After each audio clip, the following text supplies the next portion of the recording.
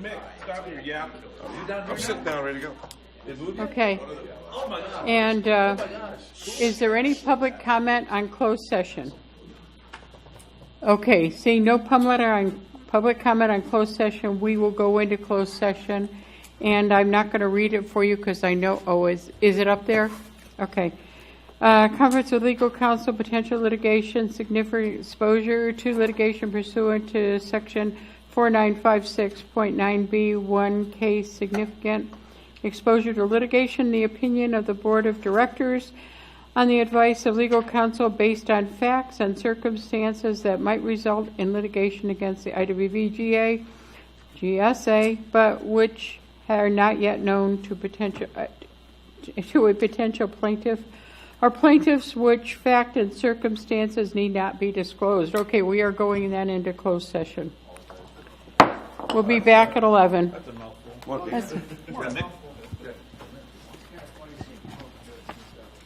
Pretty casual. Right. A lot of important stuff has to be.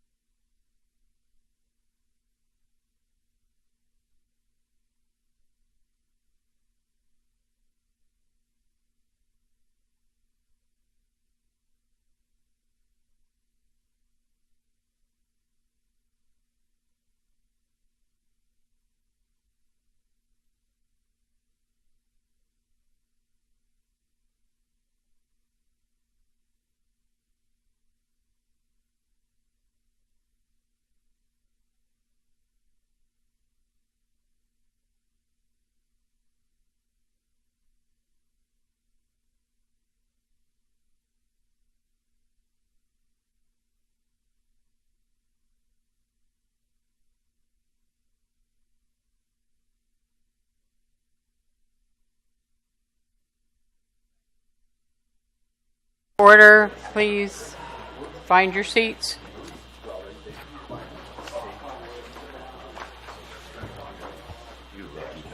I want to make a couple of announcements and let you know. We know the air conditioning isn't working.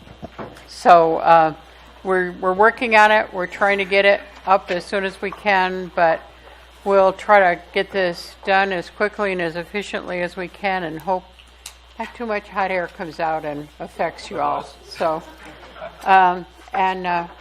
Rika, what was the other thing? Rika, you asked me to say something else. I will say it. What was the second thing? The air conditioning? And Bob's online. Oh, Bob Page is on the line. Not Bob Page, Bob Harrington. Bob Page is right there. No, Bob Page is right here. I don't know where anybody is. Okay, he was right there, but you moved him. Okay. All right, I'm going to call a meeting to order, and I'm going to ask if we'd stand for the pledge, please. Donna, would you lead us in the pledge, please?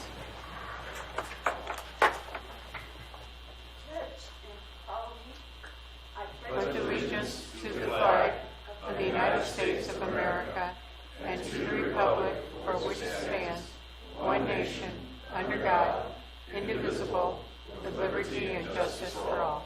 Thank you all very much.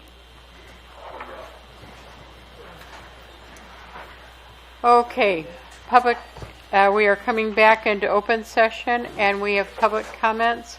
I just want to announce again that we have Bob Harrington on the line from Inyo County.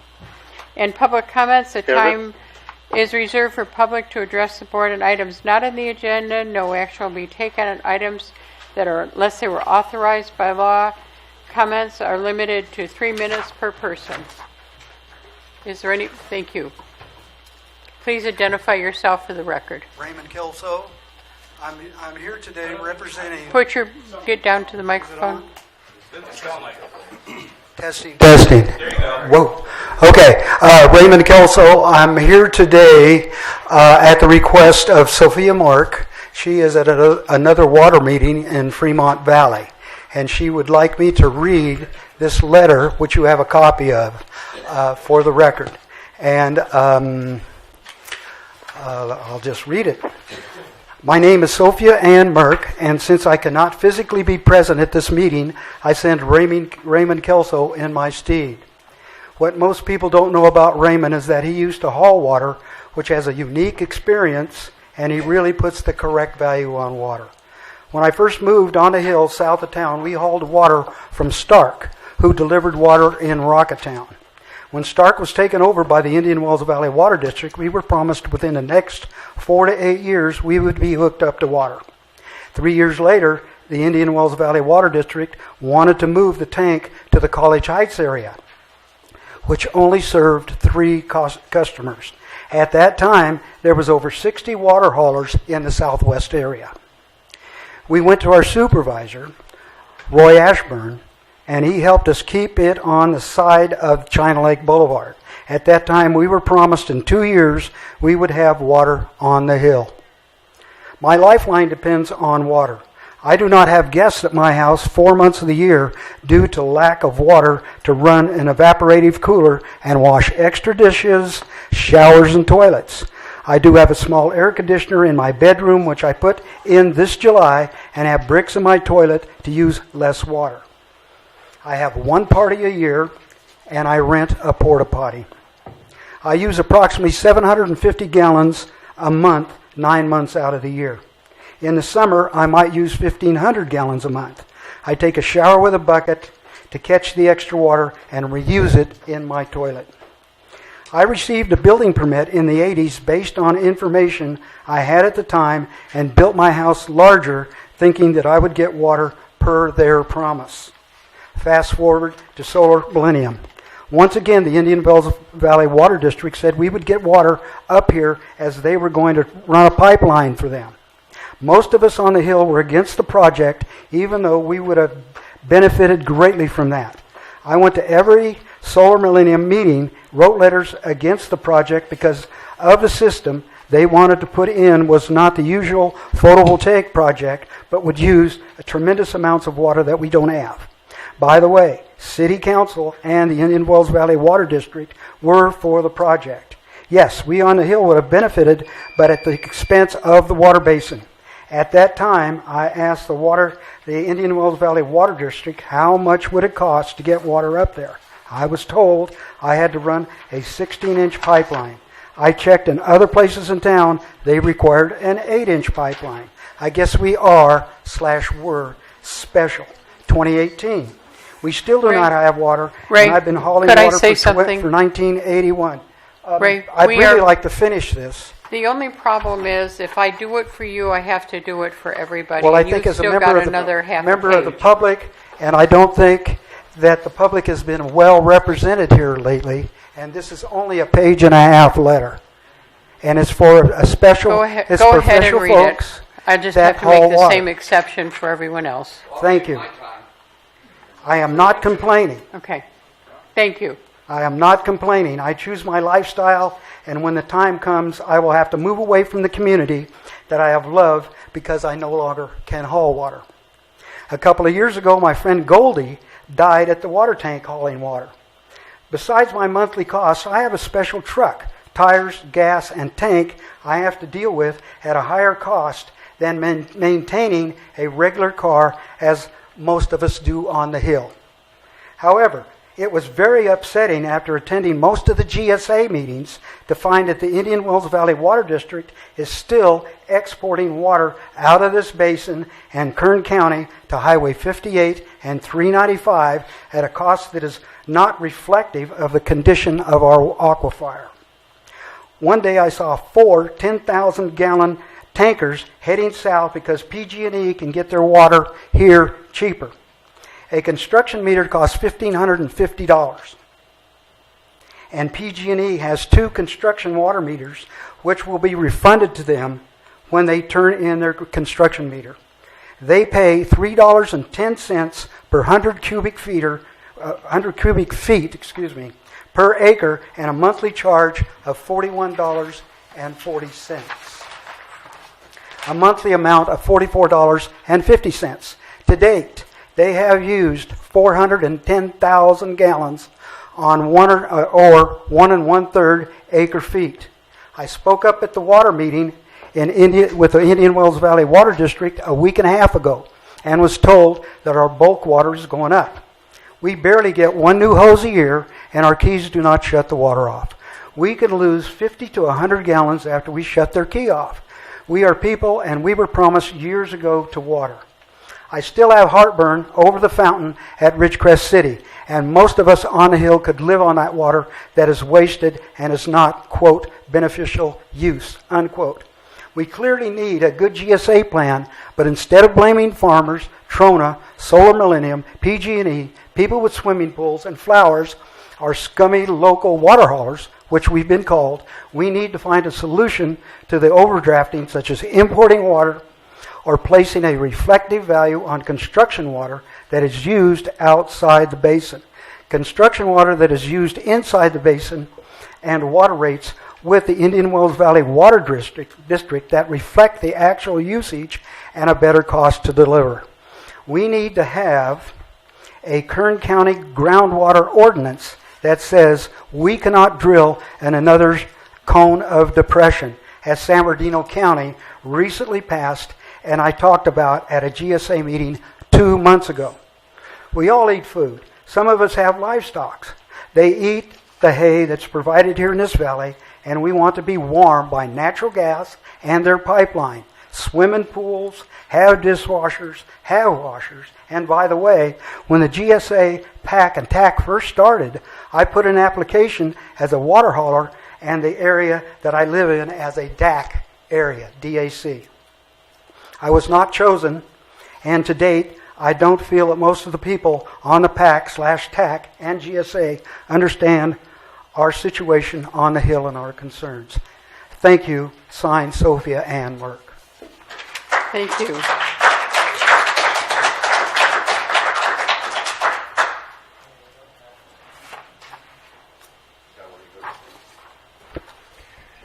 Good morning.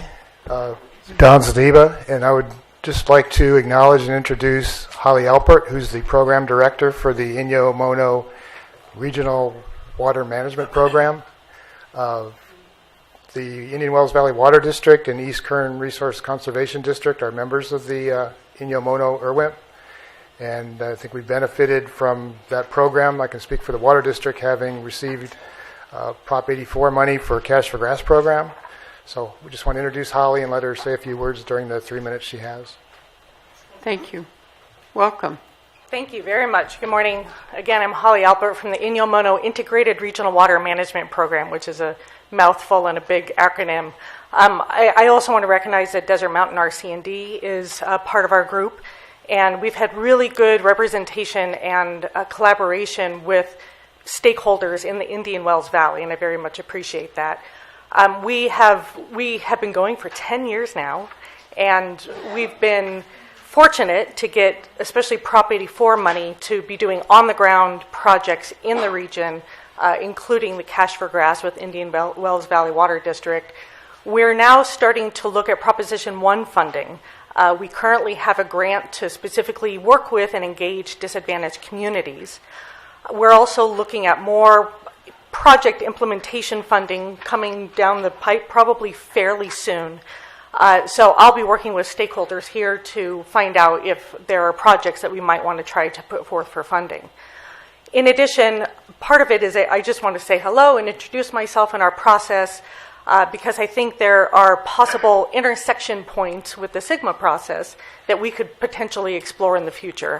I think one example is projects that you may develop coming out of the GSP could be put forth for funding through the IRWIMP process. And I'll offer our help as much as we can as well, just from the standpoint of having worked with a lot of stakeholders in the last 10 years. So that's all I'll say for now. If there's a desire to have a more formal conversation, I'd be glad to come down and give a longer talk about the IRWIMP. But I hope that we can partner in the future, and very pleased to be down here today. Thank you. Thank you. Thanks for coming, and I love your Mayor. offer. Mayor, before she walks away, not a huge amount of detail, but there's just two bits of information I was curious about. Mm-hmm. How much money specifically for your region is in Prop 1 for IRWIM, and have you established your call for projects process with any potential dates or timelines? In Prop 1, the money is split up by funding area, each of which contains a number of IRWM regions. Our Lahontan funding area, which is the same boundaries as the Lahontan hydrologic area, is receiving $24.5 million for Prop 1. That's, other than the Colorado River funding area, that it's the lowest amount available to any place in California. We expect, just for the Inyo Mono region, to be receiving about $3.5 million through that. We are currently waiting for a proposal solicitation process from the Department of Water Resources for that first round of project money. And so that's making it so we don't really have a timeline right now. I expect that document to be out literally any day. It'll be a draft. We'll have opportunity for input. In the meantime, though, we are starting to line up projects, and I put a project call out to our stakeholders to either let me know that current projects are still ready to go or to enter new projects in our database so we know what we might want to put forward. Okay. And then just for the audience's benefit, of that $24.5 million, as I recall, 10% specifically has to be spent on communication or outreach efforts to disadvantaged communities, and another 10% has to benefit or for projects that benefit disadvantaged communities, correct? Absolutely. The current DAC money we have now is that first 10%, and then there will be an additional 10% that will go towards DAC implementation projects. Thank you. Thank you. I would ask staff to talk and see if there's some way we can find some work that we can do together and see if there is, and if you would make an opportunity to talk to our staff. Thank you. Thank you. Okay. Next, please.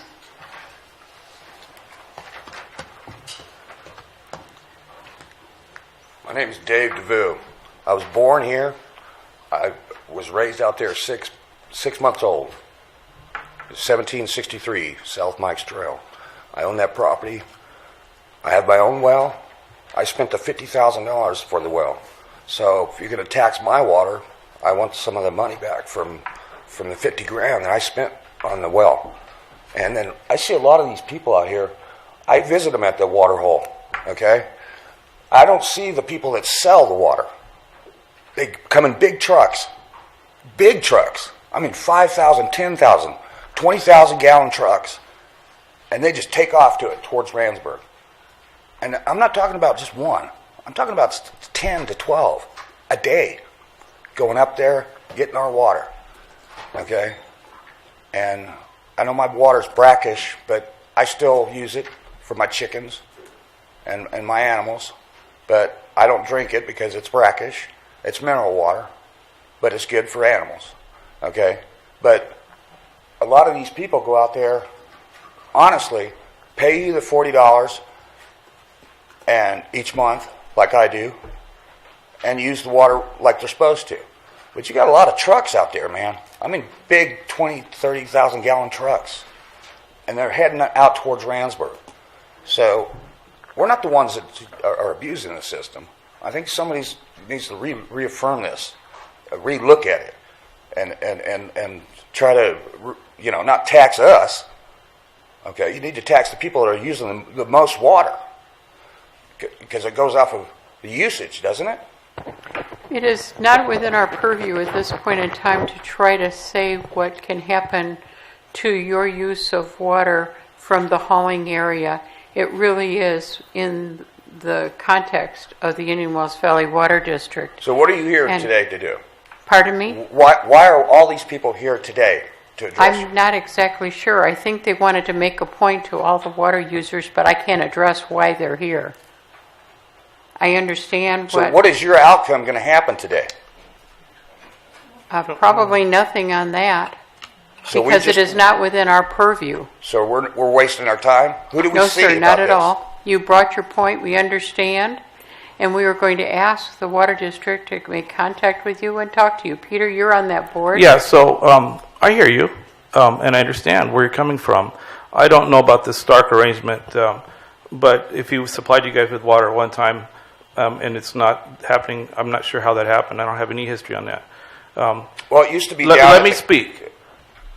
You asked me for what Okay. I'm here to listen. I'm the water district component of this board.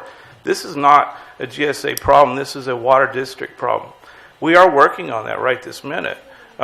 We heard you here. We have this letter. I understand your logic. And this is not a place to debate pros and cons of anything. We heard you, and you've made yourself known. We will talk about it at the district because it's a water district issue. So I do appreciate you coming in. Just know that this board here, we're looking at the valley-wide water stuff. The water district is one component of that. So we're not here to say you're wrong. We're not here to say anything. We're listening. So right now, it's a water district issue. We heard you here. We've heard other people at our board meetings, but we're the ones that will address the solutions to your problem. Okay? But the question was, why are you here today, and why are all we here today? We're forming a GSA, and that's the entire function of this board. So how do we get involved in this? You're already involved because you're able to talk here and address your concerns, but this particular concern has to deal with the Indian Wells Valley Water District. Right. So I'm just pointing you in the direction where you'll be the most effective. Okay. And we do listen. Okay? So this board has, first off, it's not, she said it's not on the agenda. We can't talk about it or have lengthy discussions, which we're having. I just want you to understand it's water district problem, water district issue, and we will address it. And we'll be more happy to talk to you about all the possible solutions. Right. Okay? So that's why we're here. Okay. Also, you can look at online and see what we're addressing, and you can see that most of it is not, well, I don't think any of it is related specifically to your water hauling issues. But we want to be a part of it, we want you to be a part of it, and we'll work to make it happen. Okay. And the Water District, I know, has always been strongly listening to you. In fact, it was discussed. I attended the last Water District meeting, and they discussed it. I didn't hear about this until yesterday. My friends came over and told me about it. Okay. Okay. I live off the grid. Okay. I don't live on grid. Okay. So Well, I'm just trying to explain to you that Thank a you. lot of us, we care about that. our water. We understand that. We We want to don't help. abuse the setup, but a lot of people do, and they sell the water. I've seen it. They sell That is our not water, part of our jurisdiction. but that's your but- tank. That's why you need to address the Water District. They meet the second Monday of every month at 6 o'clock. Thank you.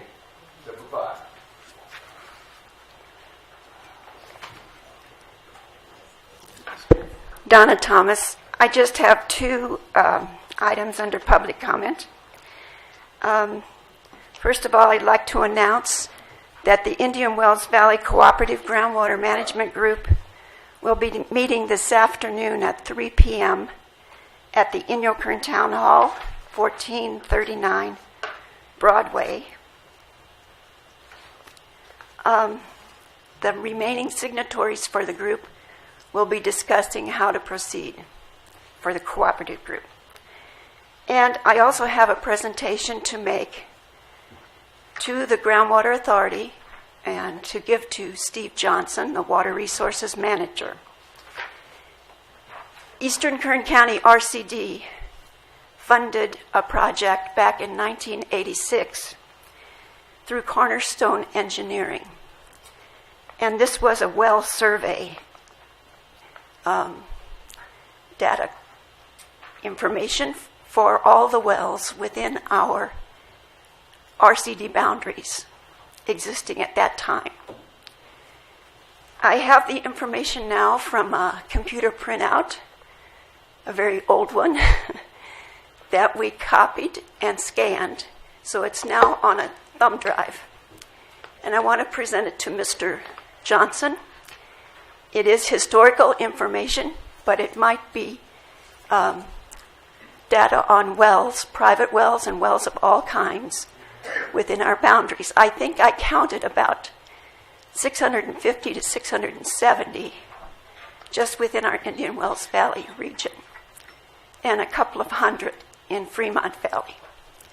So I hope this will be useful. Thank you. Thank you, Donna, for your generosity and all your previous hard work. We're certainly interested, I'm sure he is, in receiving that. Okay, is there any other public comment? Okay, so we are now at the item where we are going to make a a presentation on brackish water. So, Mr. Zadiba?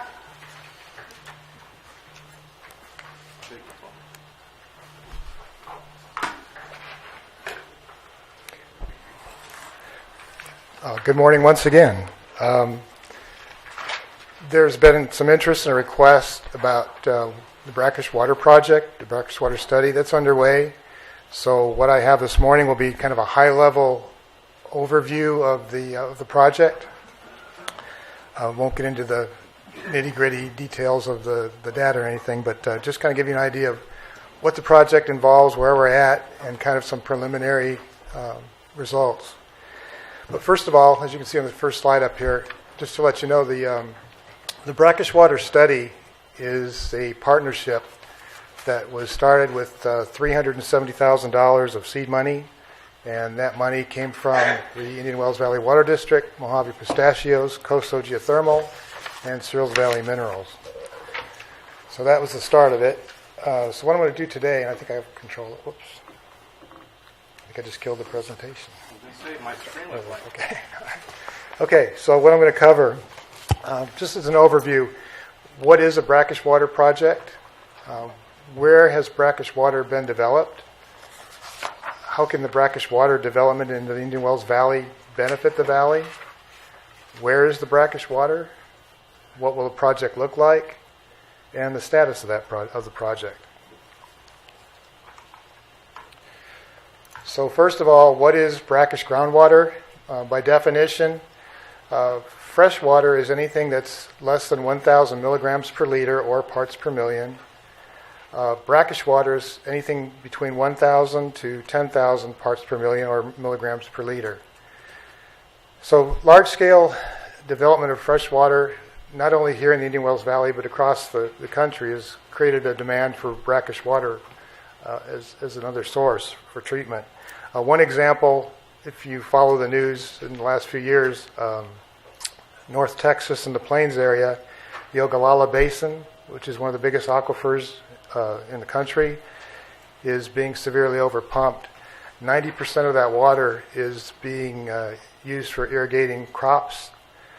The estimate is that the water in that aquifer could cover the United States with 1.5 feet of water. So it's an extensive aquifer, and it's in danger at this point in time.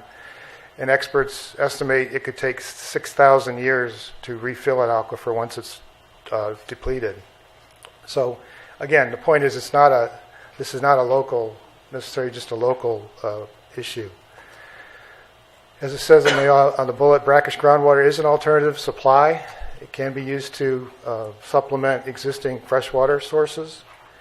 And the basic, most common type of treatment is reverse osmosis, where the water is pushed through a semi-permeable membrane to reduce the ions and molecules.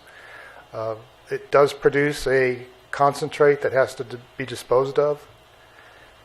And next slide. So where has brackish water been developed? I know that map is kind of hard to see, but over 120 countries are currently utilizing brackish water resources. You see a small list of them there. Over 21,000 desalination plants worldwide. Half of those use seawater and half of those use brackish water. More popular spots for developing projects are the United States, Asia, and Latin America.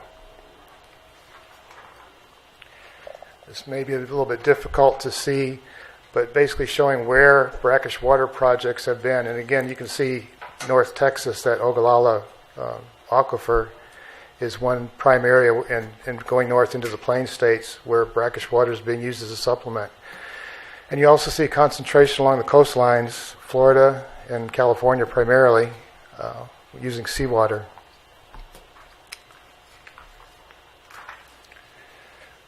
Now, zooming in on California, we've got three areas circled there, kind of Central California, South Central, and then Southern California, with the predominantly brackish water being developed as a source in Southern California. And I know that's a little hard to see, but many of those projects are in current development or they're proposed. This is back in 2013. Some have since come online, but you can see quite a few developments of brackish water as a source.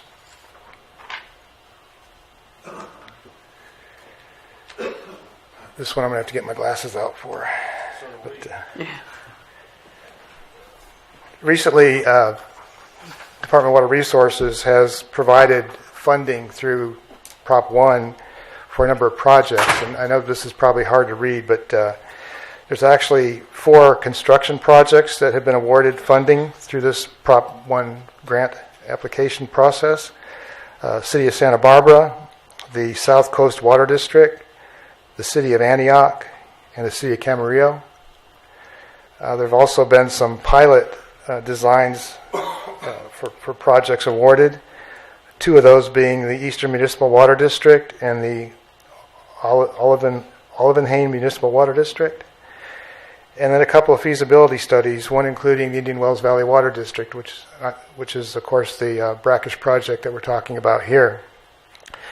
The amount that we were awarded was $1,083,984 for that project. The other feasibility study that was awarded funding was the Water Replenishment District of Southern California. There was also one research pilot project awarded to University of Southern California. Total for all these projects is about $44.5 million. So you can see the state is investing quite heavily in looking at brackish water as a source of alternate supply.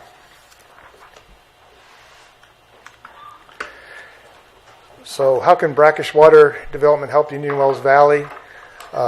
Again, by expanding, providing another source, especially in areas where levels may be declining, could offset pumping in these areas.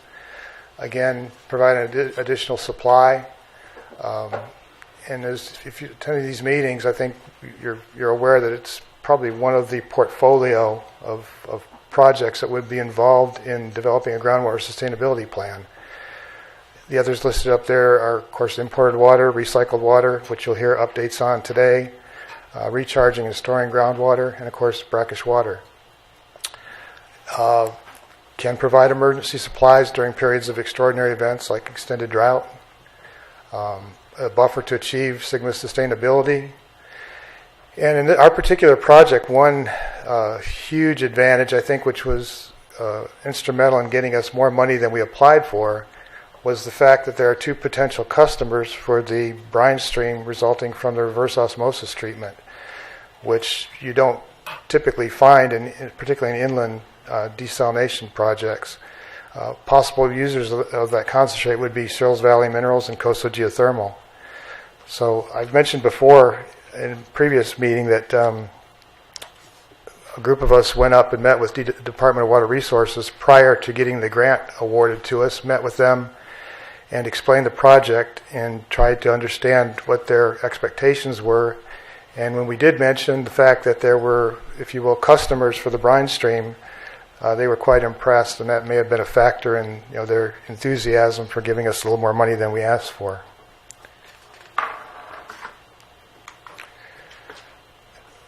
This next slide,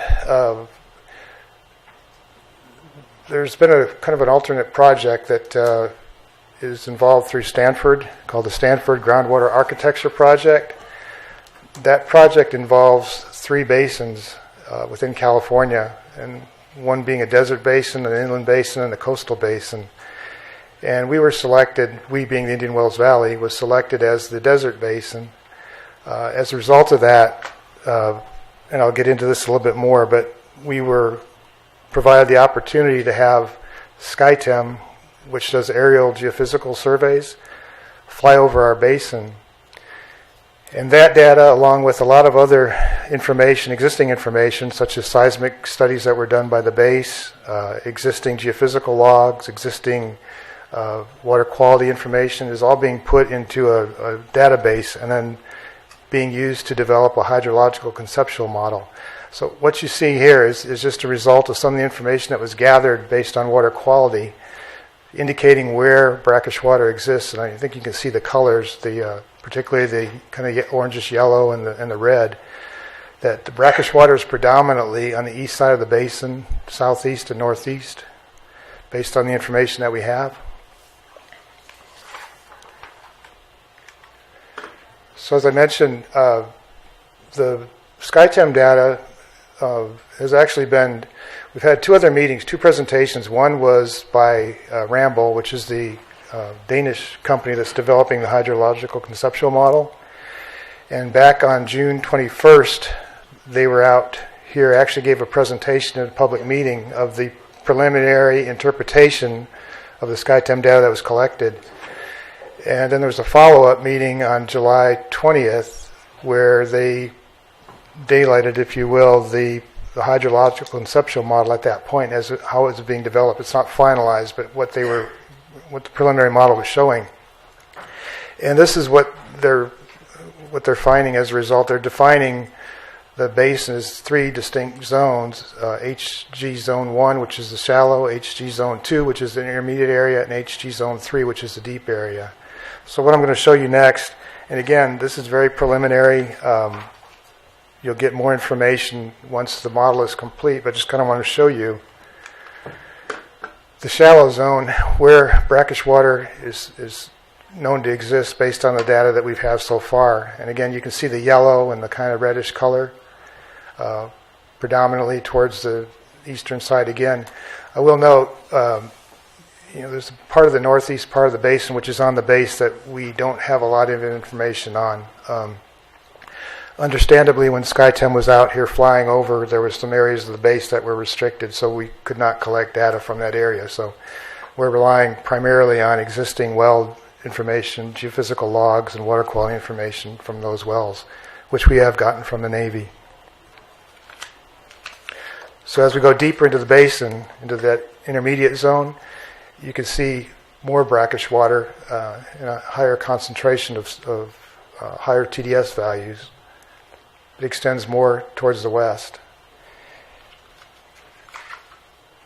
And as we go into the deeper zone, part of this is a factor that the number of deep wells is fewer. So we don't have as much information as we would in the shallower zones. But you can see again, there appears to be a fairly good, sizable resource of brackish water available within the basin. So what will a brackish water project look like? And this is very conceptual. Just look at it with that understanding. At this point in time, we're looking at a couple of different locations for developing the brackish water. You've got an east side and a northeast side developing the resources. The couple locations would be a northeast brackish water plant and a southeast brackish water plant. And I hope you can read that. But for example, on the left-hand side, for a northeast brackish water treatment plant, potential would be to be able to provide some brackish water to agriculture in that area. Pistachios can use saltier water, so there'd be a potential application there. And then the water that's treated could be used possibly at Inyo Kern or in West Ridgecrest area. And a possible, again, this is all conceptual again, but a possible source for that brine stream would be coastal geothermal.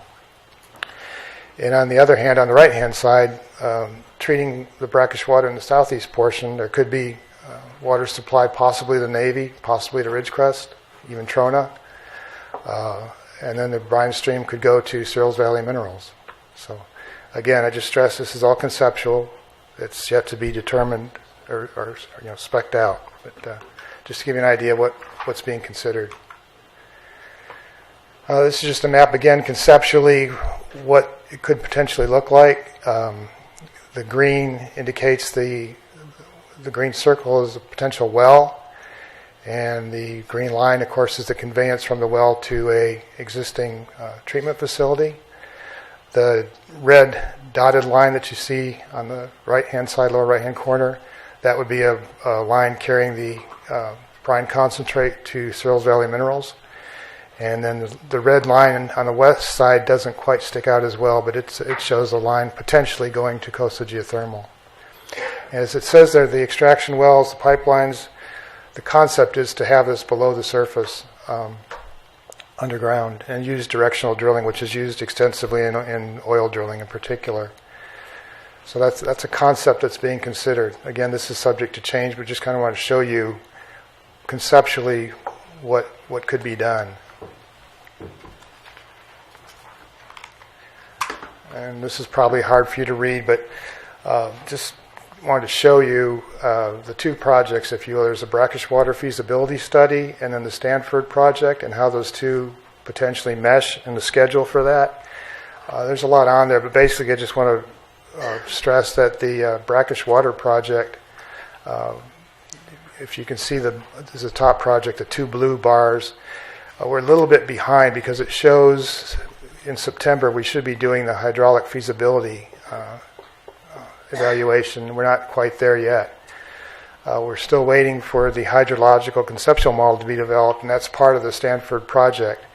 The deliverables from that project are listed up there, and they include the SkyTem work, a data management system, which has been developed for our basin, and the hydrological conceptual model, which is being worked on. And the schedule for that, we're targeting the end of this month to have the model completed. The final data that we had acquired was entered about mid-August, by the third week of August. So again, we're looking at finalizing the model by the end of this month, and then a formal report would be put out for a draft the end of October. And it would be hoped that the draft report would be considered by the Technical Advisory Committee for feedback and comments. So as you can see, the feasibility study itself is planned to go into past the first quarter of 2019. So again, we're just a little bit behind, but we're making good progress. The actual contract with the Department of Water Resources has not been signed yet. We're still in the process of working through that. But that's where we are.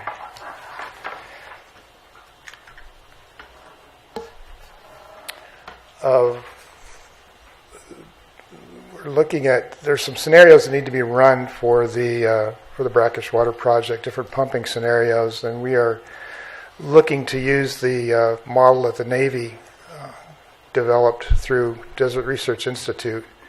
And I understand there's some negotiations going on there, but that is our hope, is that we are going to be able to use that model to run the scenarios that we need to run. As it says in the last bullet, the fate and transport and subsidence predictions are critical elements of the modeling runs, particularly subsidence, depending on where those wells are put, the extraction wells for the brackish water. We want to make sure that we have looked at potential ground subsidence in those areas and what the impact of that could be. So we're very concerned about that.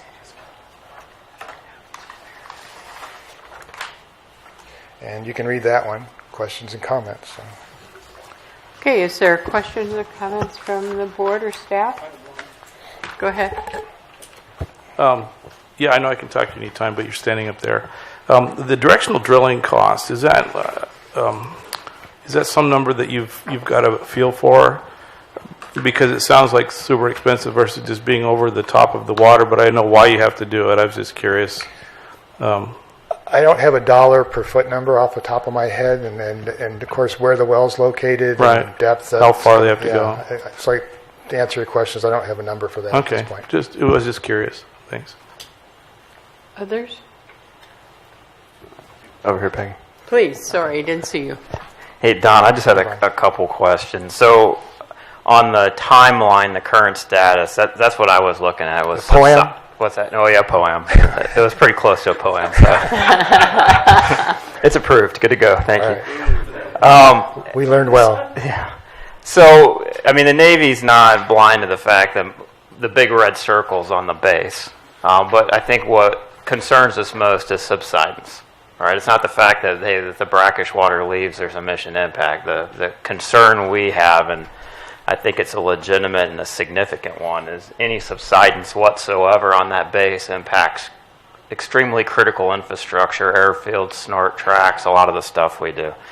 I guess my concern on it is, how are you planning to determine subsidence? I thought in that previous slide you mentioned DRI model. Correct. Okay, so the thing I want to make sure everyone's aware of is when DRI presented their model to the board, the one thing that they said that model absolutely does not get right is subsidence. So the DR model is not to be used for subsidence. That is not an accurate prediction of subsidence. So I bring that up because that's my concern is if we're going to measure subsidence for this project as measured by the DRI model, we definitely wouldn't support that. I think we need to probably look at it a different way because DRI, I mean, that was their big thing. It's like, hey, when we calibrated our model, a lot of things made a lot of sense and everything looks good. But the one thing that made no sense and didn't really align well whatsoever, they could not calibrate was land subsidence. Right, and the DRI model would be obviously a predictive tool. Right. And so we'd have to, depending on what it shows and where we go, I mean, you can actually do monitoring for subsidence. I know it's really critical. You don't want probably any in some areas, but... Yeah, I think this is something that we as a team want to take on board. I honestly think the way you go forward with this is you need to pick a location that's off the base to do your initial test, your pilot study, and then measure subsidence from a low, a mid, a deep level. And I mean, that's obviously not going to happen overnight. I just don't want folks thinking that, the two circles, obviously, for the northeast, southeast wells were smack dab in the middle of the base with bidirectional drilling going underneath all the infrastructure. That's just not something that we're going to be able to support without a firm predictive model that we can all stand behind on subsidence. Right, and again, I was stressing that was conceptual. That was the early conceptual what we were looking at, but it's certainly subject to change. Absolutely. Yeah. So there looked like there were some areas off base that had some brackish water resources that we could run a model, and then hey, if it worked out and there was a limited impact on subsidence, preferably no impact, then we could certainly entertain and start looking at other options. But I wanted to be clear on that, so there wasn't confusion. You are clear. Thanks, Tom. Is there other comments? Okay. All right, well, we're going to reserve our comments for a little bit. Let's ask the public if they have any. Please come forward if you do and identify yourself.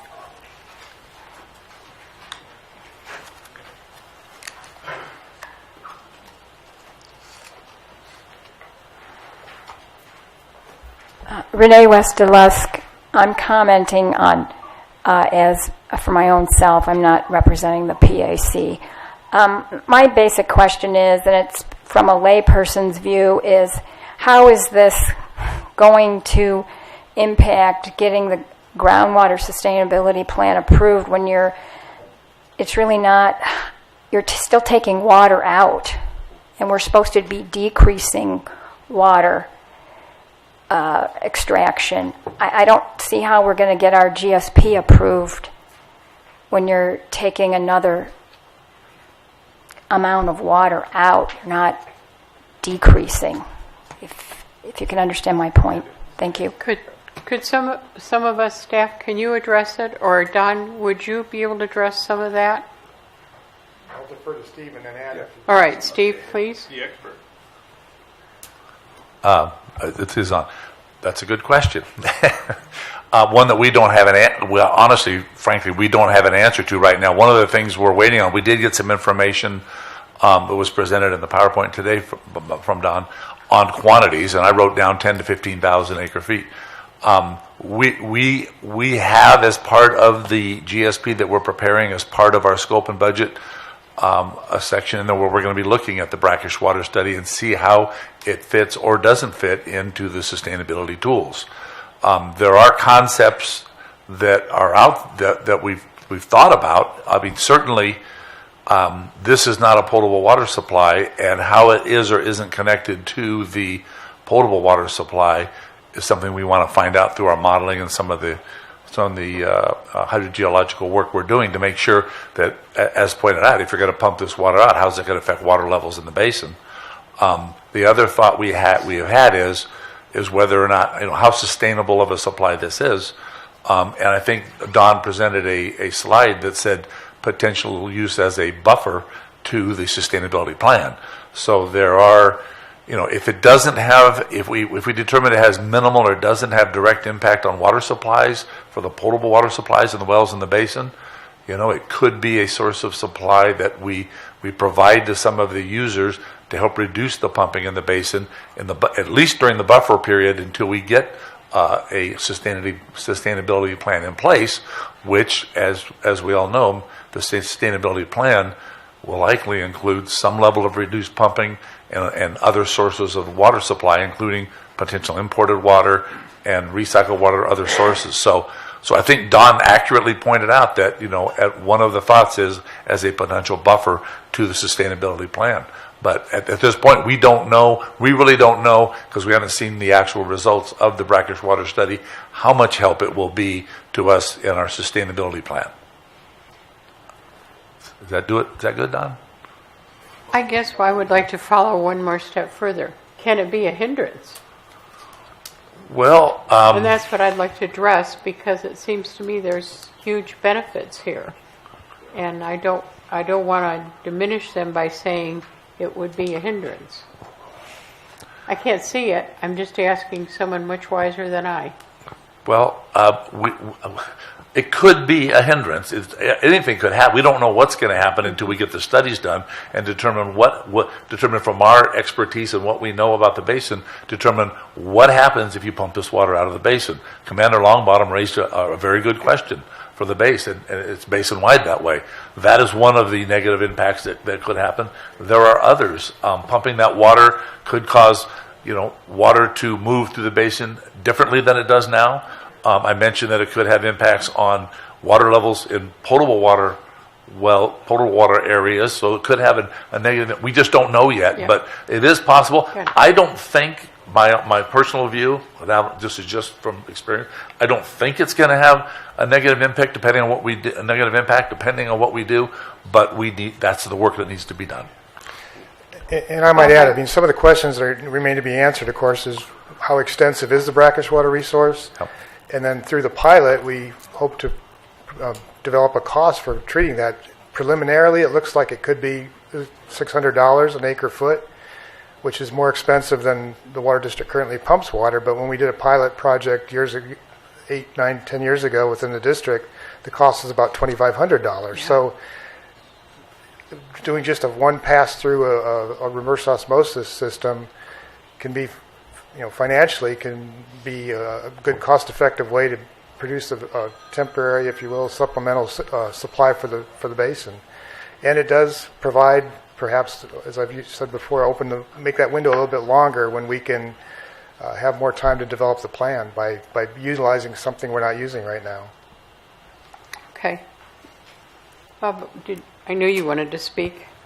Yeah, the way I've looked at this is not as brackish water as a new source of water, additional water.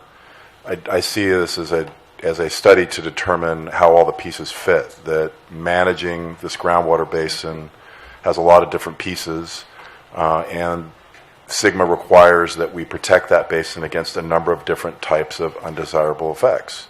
Subsidence being one of them. I think the only one we probably don't have to worry about is seawater intrusion in this basin. But so for me, when you mention in your slide that conceptually maybe it helps offset pumping somewhere else, is that, as the water resource manager works with the TAC and the community to develop our plans and does studies and gathers data, he could recommend to us potentially, this is just conceptual, but he could recommend that in order to bring the areas of the basin into balance, it would make sense over here to replace current pumping with brackish water pumping and treatment.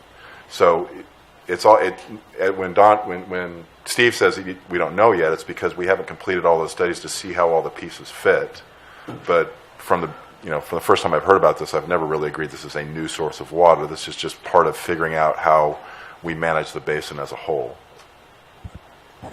Okay. One of the questions I'd like to ask too, if I may, Don.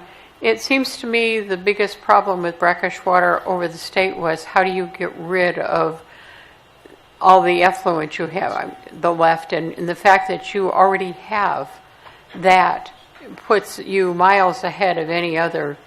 The fact that COSO and Searles Valley both have the ability to use that, and it isn't just having to be trucked out or injected again or impacting the basin. You have a huge benefit here, and I'm really excited about the opportunities we may see. I know that the idea of not additional water, but additional water, because it's just sitting there. I don't want us to pump and have reverse gradient of brackish water into our basin, but I understand that this is a huge opportunity, and I thank you for bringing that to us and allowing us to hear where you are.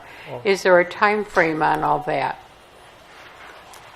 Well, the feasibility study is according to the schedule. The POAM I put up there was by April, May of next year.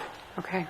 I would point out, I should have mentioned the $2,500 per acre foot cost in the initial pilot that the district did treated that water to zero discharge, and that's why it was so expensive. This is just a one pass through reverse osmosis. Because we do potentially have a couple of customers, that's why the cost is so much more reasonable and more economical. And that's what we want to look at is how big is the resource, how much is it going to cost to treat it, and does that cost justify the construction of a desalination plant? So that's what we hope to achieve. Okay, thanks. Peter? I think the answer is the data will prove whether it's feasible or not. Whether you agree it's new water or old water, existing water, whatever. In my mind, the way I look at it is if you need gravel and you have a bunch of gravel, but you have some boulders over here that haven't been crushed up to be gravel that are not usable, you can say that's part of my rock supply, but they're not usable until you create gravel with them. So I try to use a metaphor that I can visualize, from my trade, but if it's water that's not usable, the state doesn't actually differentiate water quality in basins that I know of, and you can correct me if I'm wrong. So the Department of Water Resources in 1975 or 6 says we have 5 million acre feet of water underneath us. Well, what does that mean? I don't really know what it means. It means there's a quantity down there. So when you start saying, well, what does that mean? Part of the good thing about this, the offset studies is it's kind of telling us how much fresh water or where it's located and how much brackish water. But the data will prove whether it's a benefit or not. And there's absolutely no way we're going to do anything that will affect the mission of the base. But that's how this works. And we don't want to spend a ton of money going to something that's not going to work. So we do this in increments, and that's why this thing's all laid out. The good thing is the state's giving us a ton of money to do it. The even better thing is we have somebody that wants to take the waste stream. That's like a bonus that anybody would want to have. If you can have somebody take away your garbage and they make money with it, then you benefited everybody. So I just want everybody to understand, I don't see, there's no detriment at all in looking into possible solutions, ever. But they all have to be borne out by the data, the facts that come from the studies. That only happens when you study it. So I appreciate where we've come so far. The cool thing is it's all meshing together with where we're at. So this is just a tool in the toolbox for the GSA. The good thing is the GSA didn't have to pay for it yet. I don't say yet, but I had to put that in there. That's the good thing. So this is all being taken care of by other agencies in the state. So it's a massive benefit, because the other side is, what can't we do? So once you've identified what can't we do and what can we do, then we have a really excellent plan to proceed. Chuck? Hi, my name's Chuck Griffin. I'm speaking on behalf of myself, not a board member of the Water District. I just had a question for you. Peter and Peggy both brought up the discharge. Have we looked at laying a import line next to the discharge line and bringing water from Searles Valley and treating that water? That would be new water coming into this basin. If we were creating a pipeline, we would have water from there that we could treat, and then we would have new water coming in. So if we already have the infrastructure there, why not put another pipe beside it so we could bring water from there to here? So that was just my question. Thanks. Don, do you have any answers, or Steve, anything you'd like to say? I don't think I have an answer to that. That's kind of a Searles Valley minerals issue. We haven't looked at that. Peter, did you want to say something? Oh, I would just say logically it would cost too much because if they could treat their brackish water now in a cost-effective way, they'd be already doing it because of the cost of the infrastructure putting the water. I think it has merit, though. If for some reason or other you can have a return line, but when you say if it would be cost-effective, I just don't see it, just because Searles Valley, again, they'd be doing it themselves if it was cost-effective, and so that's the most important thing.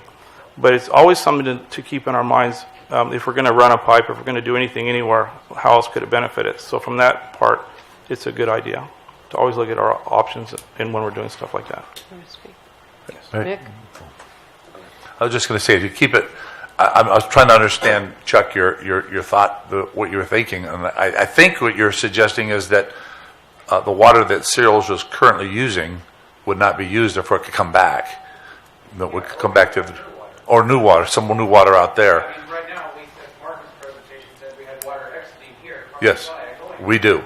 So if that's happening, let's bring some of that water back. We already built a treatment facility here, in theory. Yeah. Chuck, if you're going to respond, come back up here because nobody can hear you on the video. Yeah. Now, I just wanted to say, just for clarification, I mean, one of the goals we would have would be, I would think, because I'm not working on the brine line out to Cereals, but if we could send water to Cereals, an alternative source of water to Cereals, just like recycled water, the primary goal would be reduced pumping, because Cereals does pump out of our basin, out of this basin, and export the water into that Cereals Valley for use at the mineral plant. So any reduction in pumping from the basin will certainly help the basin. And I mean, that's the best thing you can do, is leave water in the basin versus even trying to put it back. So yeah, the whole thing does have merit as an alternative supply that way. Mick, you were first, and then Bob, if you want to go after that. Thank you, Madam Chair. Mr. Johnson, I'd like your opinion on the overall, this what's value is this brackish water study to your development of our GSP? You want that right now?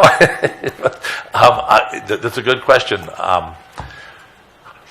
I think it's a valuable study. I can tell you right now, one of the comments I was going to make is that the work they've done already is additional data collection. They've done with the Rambo study and collecting additional basin information on the basin. Some of it was showed up here on the TDS values. We've already coordinated with the brackish water group and our modeling group working with DRI. Our modeling group has worked with this group to share data, and some of this new hard, good data that we have on the basin. There have been some, during the upgrades and the calibration of the DRA model that we're working on, there have been some changes to the model that everyone's agreed to need to be made based upon that data. So it is valuable. We're getting valuable data for things like that. When it comes down to the water supply, I feel there is certainly a value in the fact that as somebody, maybe it was Peter that pointed out, that we have potentially another tool in our toolbox.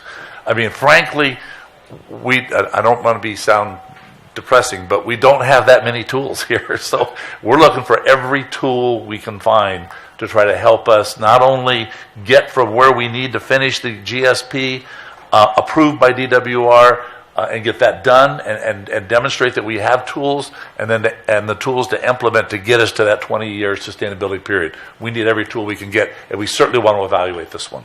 Outstanding. Thank you very much. Don, I got a question for you. You talked about the brackish water group going up and talking to DWR about having meetings. Do you still go up there? Does this group still go up there and have meetings with DWR, and are we privy to those dates or conversations you're having with DWR about the basin? We had one meeting, and I believe it was back in May before the award was made. January. Tim Parker, myself, and Wade Major from Aqualogic met with them.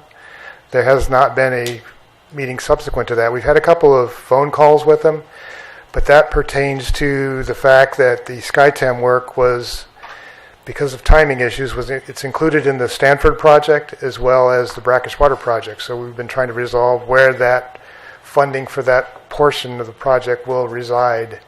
Those are the only conversations we've had with them. We don't have any planned meetings with them at this point in time. Is the idea that Mr. Johnson is going to be privy to those conversations you have with DWR? Absolutely. Thanks. Yeah, absolutely. I'm done. Okay. Bob? I just want to make sure. I heard Chuck say something, and Steve, the comments you made, I don't think actually hit what I heard him say. So what I heard Chuck say was, if we're going to be sending brine to the Trona area, to Searles Valley Mineral, in a pipeline, is there an opportunity? I heard him say, is there an opportunity to import water from the Trona area, that groundwater basin, to the treatment plant that could potentially get constructed here to provide an additional source of water resources to this area, is what I heard him say. And I obviously would have to defer to Supervisor Mineral as to whether that's feasible or not, but I do recall a document I read posted on Lahotten's website that I believe indicated that Searles is already producing water from that basin and potentially producing more than the safe yield right there now for the brackish water that's there, that they're using it for certain processes. And I believe when I read the document, it said that they were already using the complete safe yield for that basin over there. So I don't know that there is water to export from there to here, but I would have to defer to Searles as to whether that's the case or not. Okay.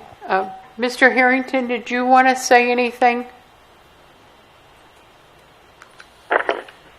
Oh, just that Renee really posed a good question. How does this use of brackish water, which is already part of the water balance in the basin, address the long-term problem of overdraft? Really, the answer is it doesn't address overdraft unless it reduces pumping. Mr. Johnson indicated it might. But what it does do is make a source of water that's already in storage in the basin that isn't available for official use right now available. And as Steve said, that's an tool to assist in getting through this 20-year period, the end of which we have to end up in a sustainable. So indirectly, it assists the stigma process in that respect. Okay, did anyone want to make a comment on that or address it at all? Okay, we will put it in with our other comments for the record and go from there. Is there any other public comments?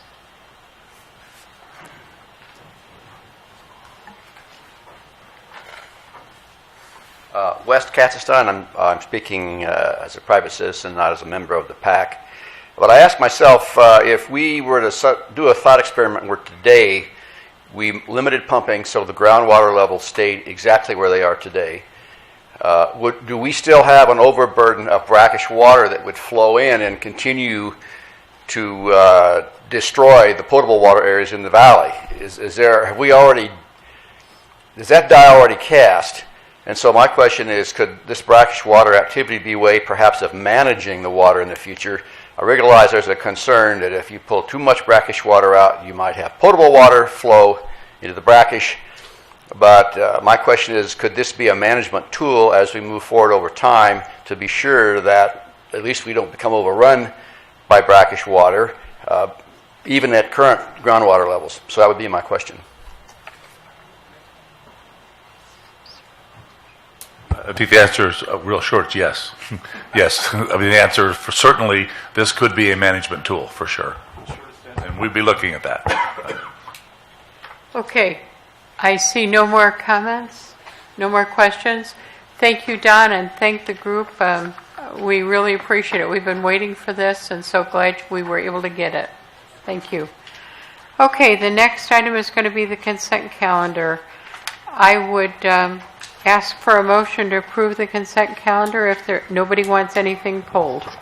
Well, actually, if I could, there is one item on there that doesn't have a resolution, and I thought we typically had approved appointments to the PAC with resolution, and there's no resolution in the packet. Also, I'd like to address something in the minutes. Okay. All right. Bob, which one would you like? Well, it's, where is it? It's the fourth bullet.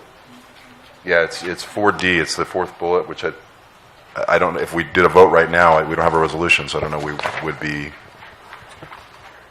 at least our past practice has been we've appointed people to the PAC by resolution, and there's not one in the packet. Okay, so So what's the I don't know if we direction? can, I don't know if we can vote on 4D right now, is what I'm saying. What's the direction of this board? We'll need a resolution. Must be. Please. I think technically you're correct. We need a resolution. I say we push this off till we get a resolution, but I have no problem with either of those individuals participating in Perhaps one solution might be to provisionally appoint him by minute order and make a permanent appointment subsequently by resolution. That way we don't miss a month. Excellent idea. Okay. All right, And so then the question I have is what seat is James Maurer filling? It's, since there's no background, I don't know what seat's open. he is filling Carol Wilson's seat. Is that correct? Yes. Okay. So one of the business seats? He was a realtor. Yes, Yeah. business interest representation. And Josh is filling Rod Stiefvater's seat.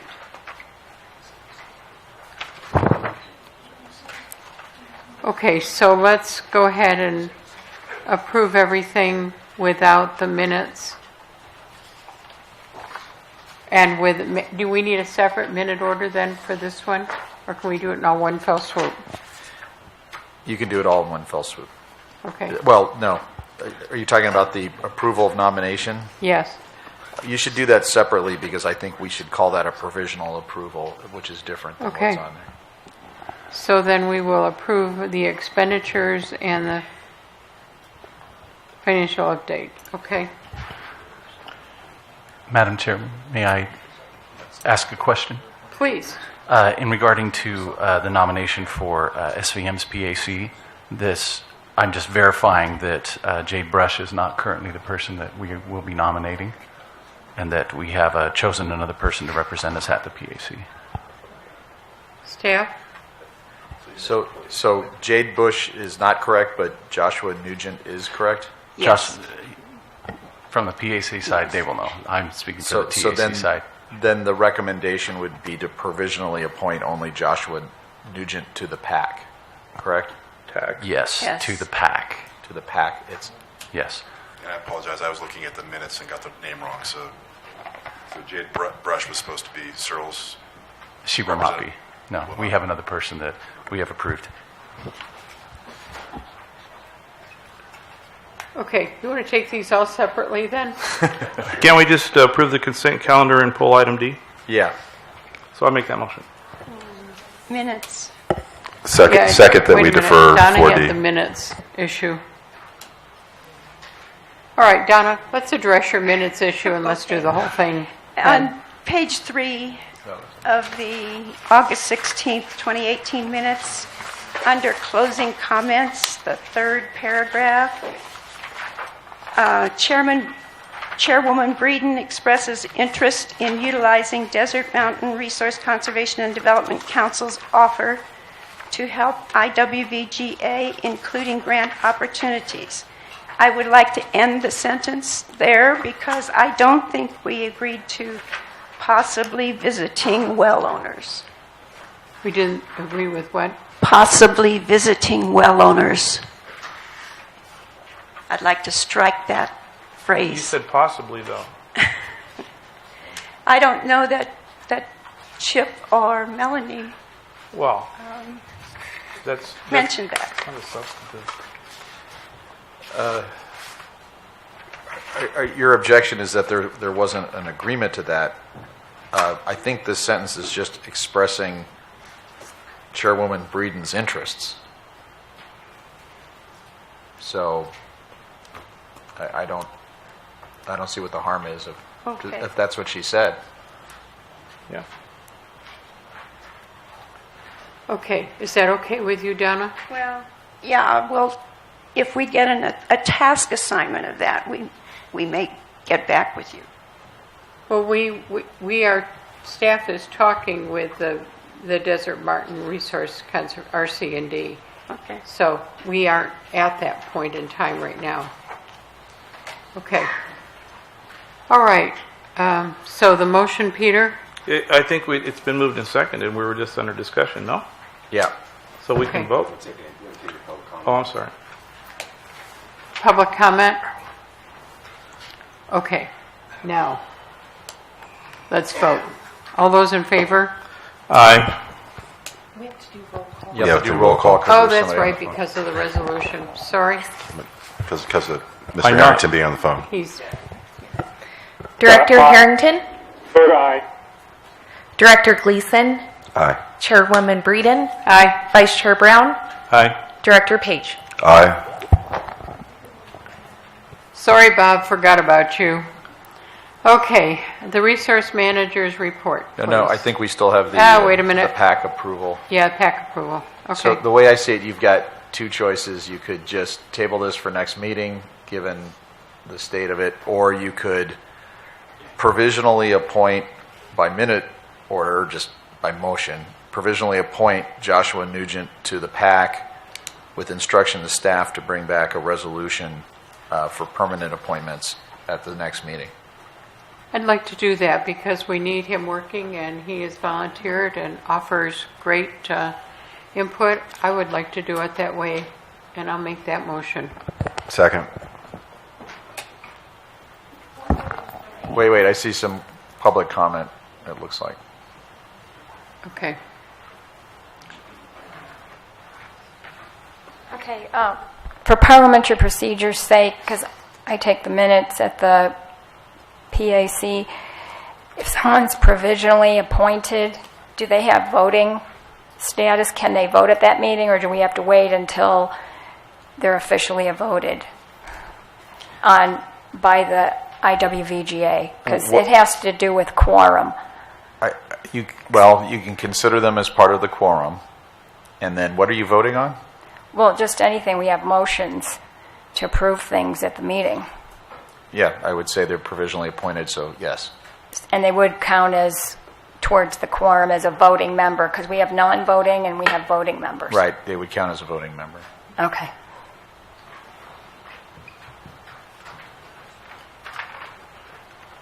Raymond Kelso. This is the first I've known that there were nominations here for the PAC. Does the public have any say in this situation whatsoever?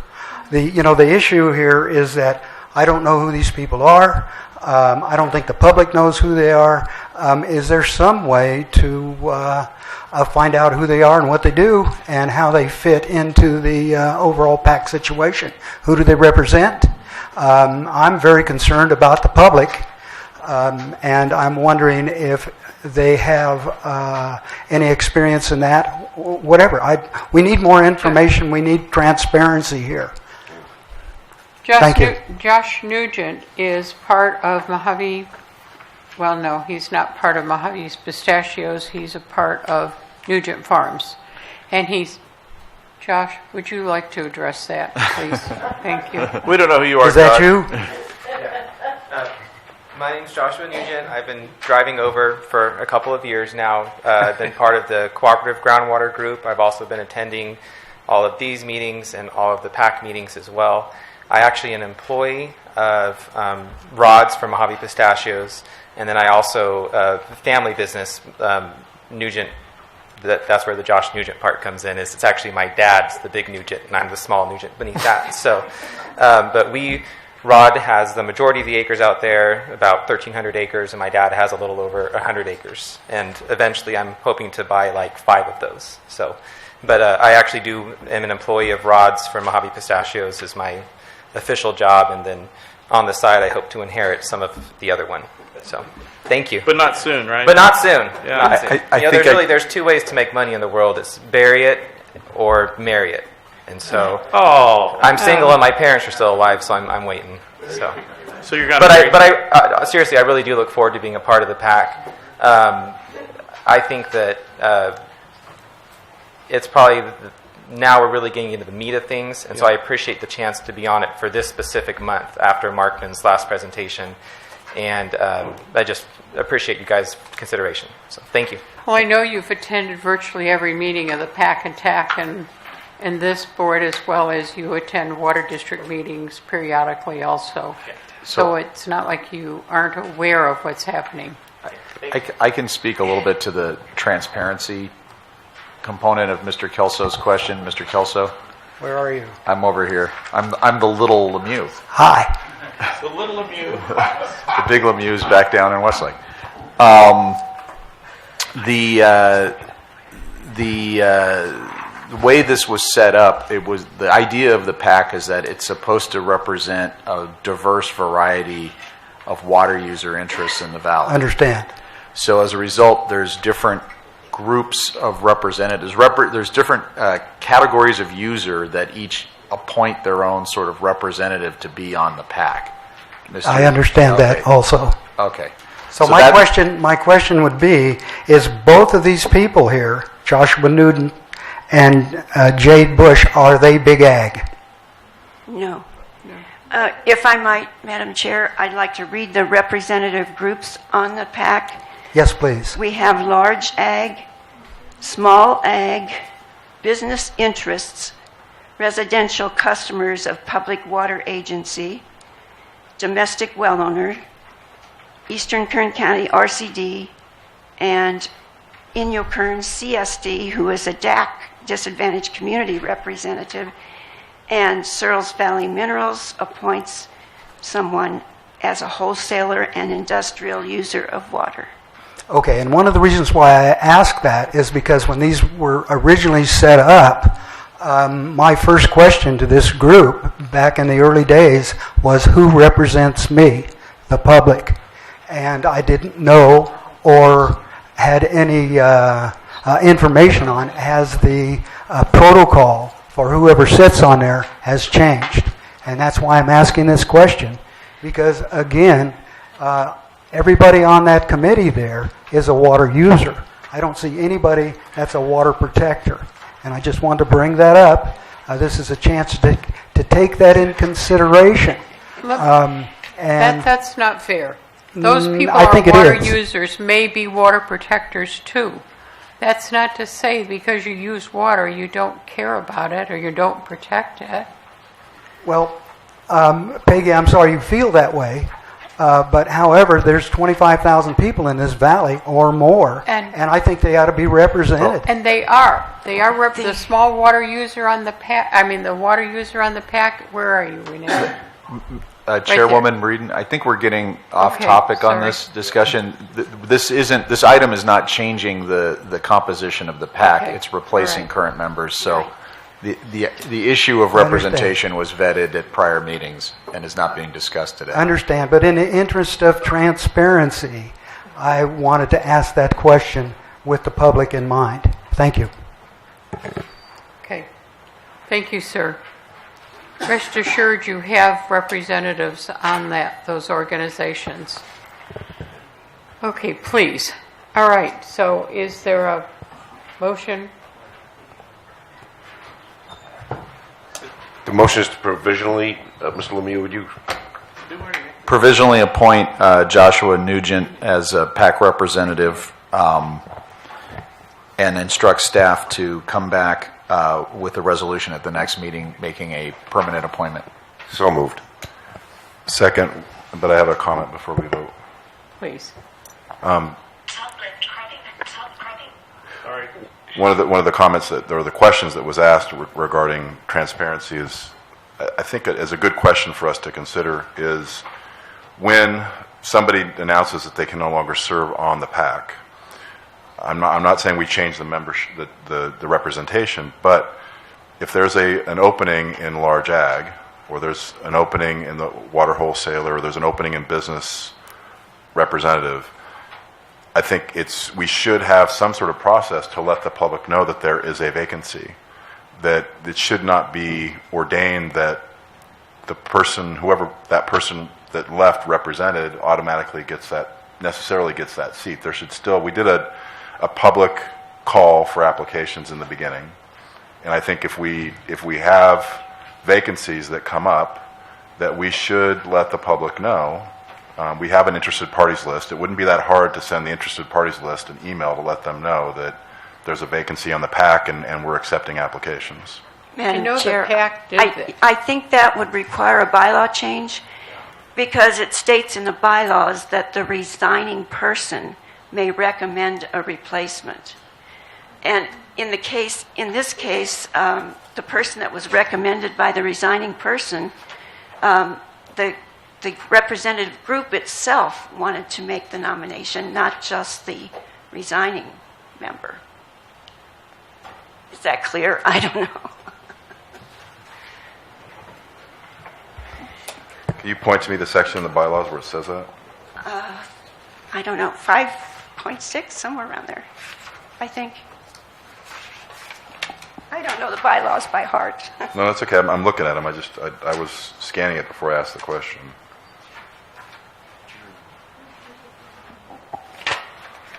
In the case where Carol Wilson resigned, she did not make a recommendation, and the Ridgecrest Association of Realtors made the appointment. Nomination. Okay, I just think it's a question for us to consider. If we can find in the bylaws that that's the process, then I'm fine with that. When I scanned the bylaws just now, even if there's a recommendation, I don't think that precludes other nominees from coming forward. So therefore, you may have a choice between multiple ones to make. So I guess your point, I think, is still taken. We could go through a solicitation process. Obviously, that will slow down. We will have gaps on the pack as a result, perhaps, of that additional time. But that's certainly something I think we could do. Let's look into that, okay? All right. Right now, we have a motion, and we had a second. And are we ready to vote? Okay, would you do the resolution? Director Harrington? Aye. Director Gleason? Yes. Chairwoman Breeden? Yes. Vice Chair Brown? Here. Director Page? Yes. Okay. We have then completed item number 7. Okay, let's go to the Water Resources Manager's report. Thank you, Madam Chairwoman. Steve Johnson, Stetson Engineers, Water Resources Manager, representing Stetson Engineers today. I've been told many times I talk too fast. I'm going to try and talk just a little bit slower today, but not too slow. Thank you, sir. It's okay. First of all, I want to say it's good to see everybody out here. We had some people I hadn't seen before. A lot of them have left. So I probably had some things they just wanted to air out early on. But it's good to see everybody up here again. I've got Jeff Helsley with me again today. He's our engineering manager at Stetson. He's going to go over the poem.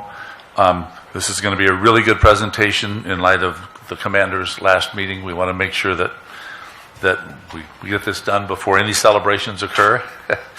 And Jeff, that we did have I want to let you know, I had a request in earlier discussions to make sure that when you get done with the poem that you take a minute to just look at the schedule going forward and some of the deliverables that we might be seeing over the next few months. So I want to make sure we try to do that. But this is Jeff Helsley. Thanks. Thanks for the heads up on that. Okay.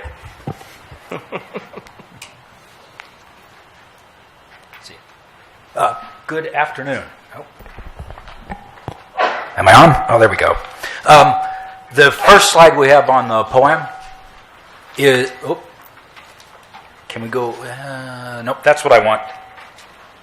This first slide is a roll-up of the whole poem. It's the major tasks, and we've broken out the subtasks that we're actively working on right now.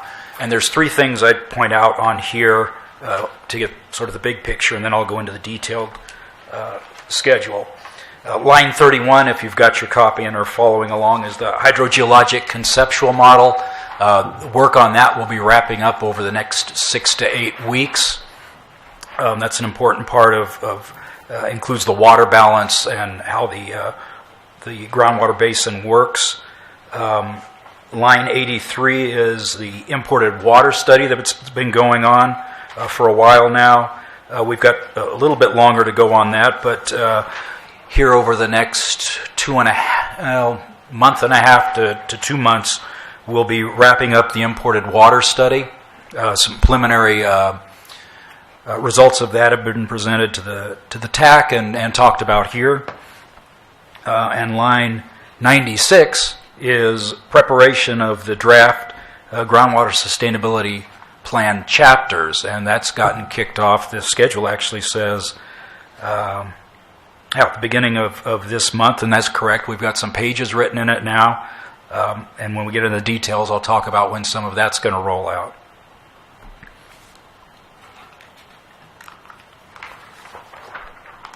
Going to the third page, that's where we start to see the red, or our critical path,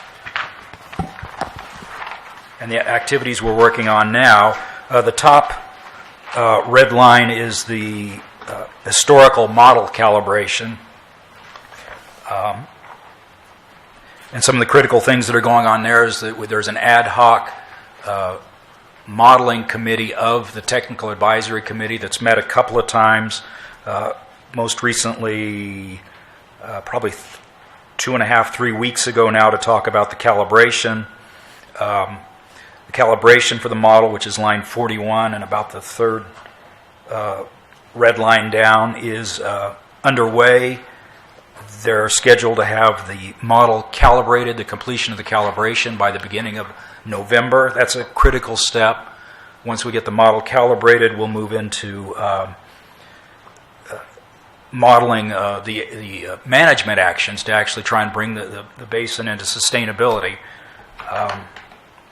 The Technical Advisory Committee had an introductory discussion of management actions and selecting the scenarios that will be modeled. Once we get the model calibrated, those discussions will continue. That's line 42 here in October. And then we'll start some of the initial setup for the modeling in November and December to actually model some of the management actions to see what impacts and improvements we see in the basin based on what actions we anticipate we'll take.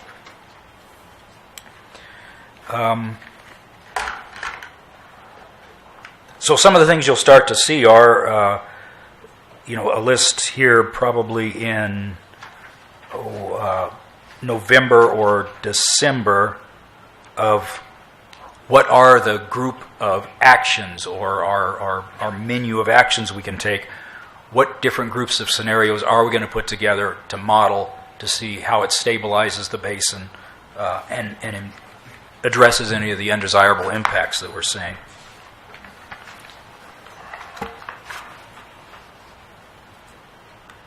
We'll have an imported water. Going to this page, and the red line there is work on the imported water that I mentioned is wrapping up. We'll see a technical memorandum on all the work we've done on the imported water. Will probably be out in November for review by the TAC. We'll get comments back and revise that and get the revised draft out. It's not on the critical path here, but as far as what things are coming out, and we've already distributed the recycled water technical memo to the TAC. They provided comments. We're revising that now. That will be back out again, the revised technical memo on recycled water, either the end of this month, first week in the next month. We'll have that revised memo out.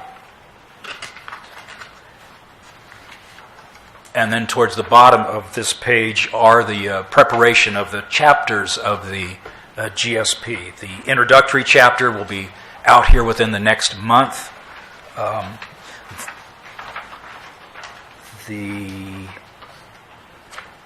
to find it.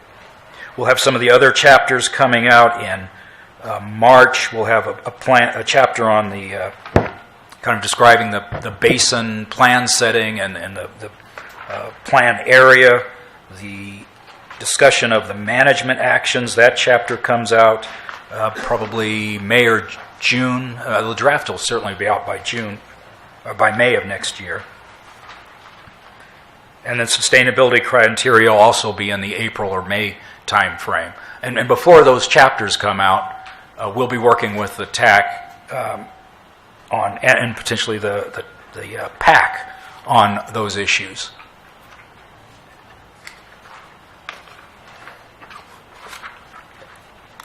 And then this last page is some of the later chapters of the GSP itself, the Groundwater Sustainability Plan, in May, June and July time frame. Drafts of those chapters will get comments back, and then roll them up into a complete groundwater sustainability plan targeted for August of next year. And that's my presentation. Okay, any comments from? I have some questions. Please. So I apologize. During the previous discussion, I had a lot of time to look at this one today, which I don't normally do. So I just had a couple questions, Jeff. So on page 2, line item 86, so we talk about discussion and recommendation of imported water feasibility. Maybe I misheard you. I thought I heard you say that would be wrapping up in November. Yeah, the November to December. You seeing something different there? Well, what I'm seeing here is it started in March and it should have been completed by 9/6/2018. The percent complete right now is 0 on here. Oh. And you have it listed as a red critical path item, but I don't think it is critical path. Looking at, there's nothing going into that task. There's no input going into it. It's kind of its own standalone independent task. Well, that should be linked into, although you're right, the modeling is the critical path now to get to the modeling scenarios. We have to have the imported water wrapped up before we can go to the modeling scenarios, and I think you're right. Right now, the modeling is going to extend beyond that, so you're probably right about that. I don't think that, I would ask it just across the board. I was just looking at some of these, and I think we'd be happy to help look at it. Yep. I think some of the arrows that we have in here of items finishing aren't connecting necessarily to the next item.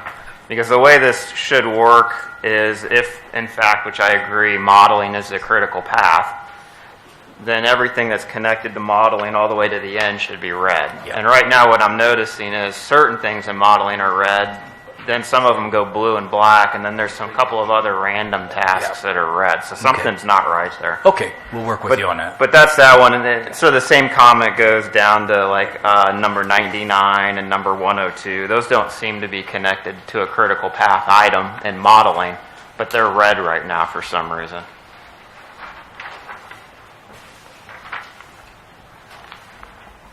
And then just in the modeling itself, which is, I guess, where my concern really lies, for the items that we have related to the baseline, I heard you talk about the calibration, and that seems to be tracking according to plan. And then following calibration, we talked about management actions of the model, which those line up from the start to finish connections that you have. What I didn't hear you talk about, and just concerned me a little bit, the model baseline, number 43, 44, 45. Those are all shown as critical path red with nothing complete on them.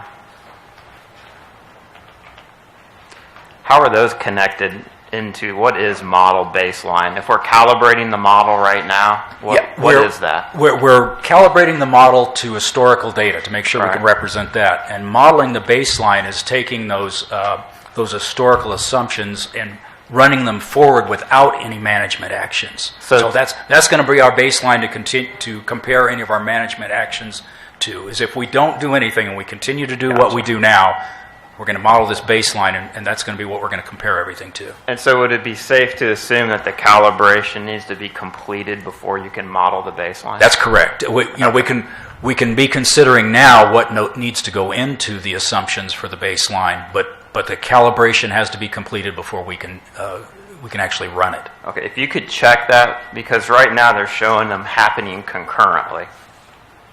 And in my mind, they can't happen concurrently if you have to have the calibration completed before you can actually do the baseline modeling. Unless I'm misunderstanding what's showing on here. Yeah, I think it's a question of how finite to divide them up, because there's some preliminary work we can do. Okay, where's I guess what line item on here is the actual model the baseline that has to be done after the calibration's completed? I think that would answer my question. Let's see.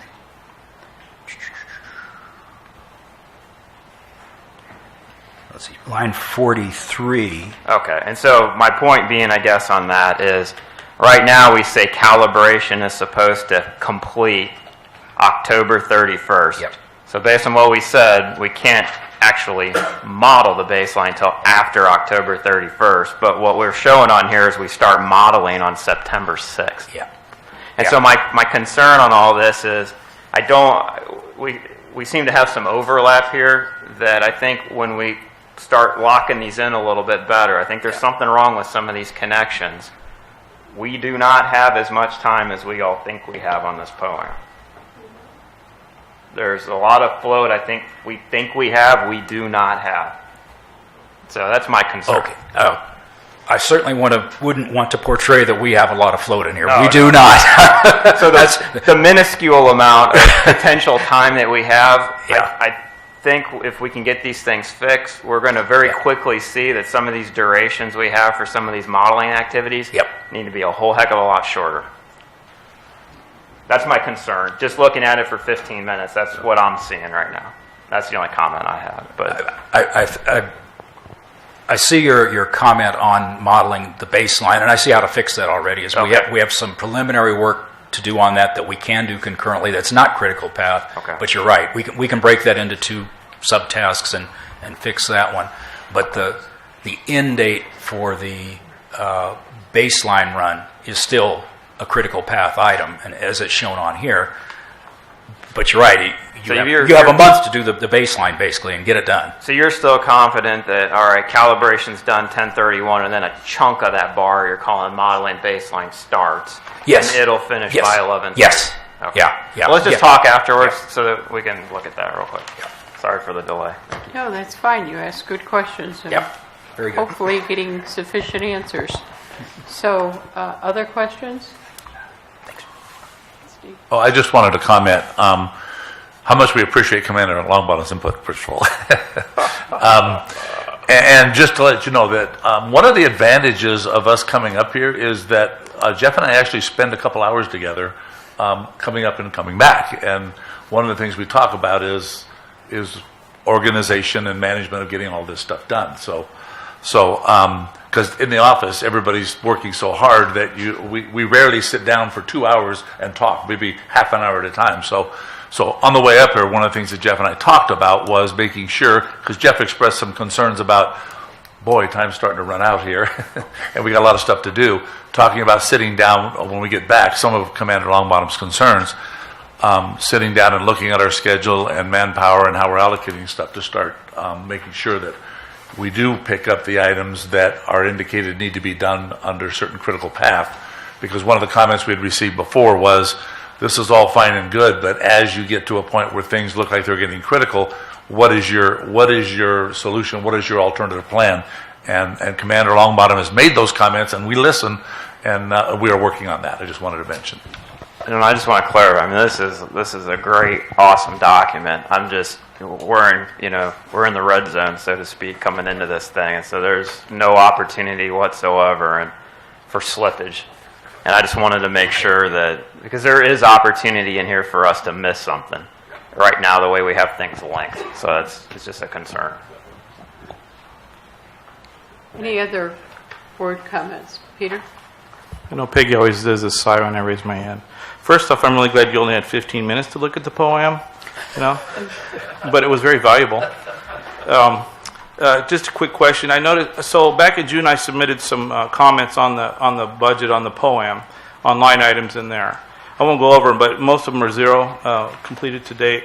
And so what I'm looking for from anybody in there, and I notated it in the actual poem or budget. So what I'm looking for is, can I get somebody to validate my observations or devalidate or whatever? Just in other words, am I on track or not on track with some of the assumptions I've made? And my assumptions come from my 24 years of sitting on all these committees and all the things we've done with the BLM and all these other places. I realized when this was made, it was made like the one-stop shop covers all the bases. And my job is everybody's job representing their constituency is a fiduciary responsibility.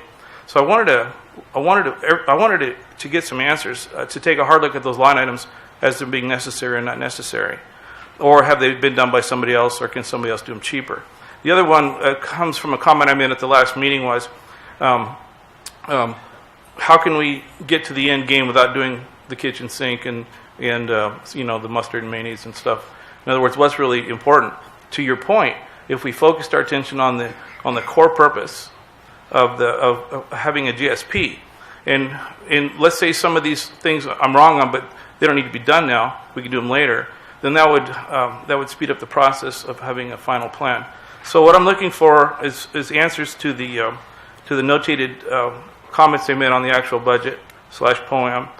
And then my second one is, actually my second one will be for a later time. So that's my big question, and I don't think you can probably answer those, but those are the ones that all have zeros, and if you don't have a copy of the notated budget that I submitted, I can send a new one. So that's my request. Okay. Any others? Is there any public comment? Okay. Thank you. Steve? Thank you, Madam Chairwoman. Jeff, I think you've got the clicker.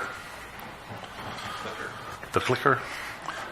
We've got a couple other items. The next two, I think we'll move along pretty fast. We just got an update on Prop 1 grant application status and also a report on the pump fee status and schedule. So I'm going to do those with the overheads. And then the last item that I'm going to cover is for the discussion through the PAC with our special counsel, Jim Markman. Jim couldn't be here today. I talked to Jim just yesterday to see whether he was going to show up or not, or be up here for this. He has a wedding, and I think his daughter's getting married up in Lake Tahoe. So I'm not going to jump ahead, but I just wanted to mention that I said, well, can you give me just a couple bullet points to mention for you? And he wrote me like a page and a half of text. So when I get there, I'm going to decide whether I try to bullet point it or I just read it, but we'll do that last. So the first item is Prop 1 status and schedule. We try to provide this every month, so there's a little bit of overlap from the previous report. We did provide the draft Prop 1 grant agreement, the exhibits, the second round, but the first round after we'd received some comments of the exhibits back at the end of July. We got comments back pretty quickly from DWR, and the revised Prop grant agreement, the exhibits all together with the agreement were back submitted again by the 10th of August. DWR provided revisions to the grant agreement and comments on the exhibits in sort of the middle toward the end of August. We did receive, with the revised Prop 1 grant exhibits were then resubmitted by the end of August to the 28th. DWR reviewed the grant agreement submittals and returned the grant agreement for signature on the 4th of September. We did run it through legal counsel, had Keith look at that. And we've reported before, Keith did look at it and gave the general manager authorization to sign it. The way DWR does their agreements, for those that haven't heard this before, was there is no room for comment or changes. So we basically did what they said. So in follow-up, Ron did sign and return the grant agreement on the 6th right away, so they have it. DWR's goal, it was a stated goal before, it's still their stated goal, is to have the executed signed agreement by the end of September.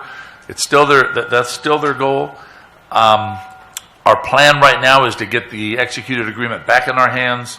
The submittal of our first progress report and invoice is required within 4 months of the executed agreement. Our goal right now is to try and submit by November, so we're trying to move things up and get a progress report and get an invoice in certainly as quickly as we can after we get an executed agreement from DWR. We did contact DWR this week. Jeff talked to DWR this week about where they're at, and they did respond that they are expecting to get us a fully executed agreement, so Ron should be receiving it next week, which effectively is the end of September. So at least they're on schedule. Basically, it's going through certain levels of upper management review and signature sign-off before they send us the executed agreement.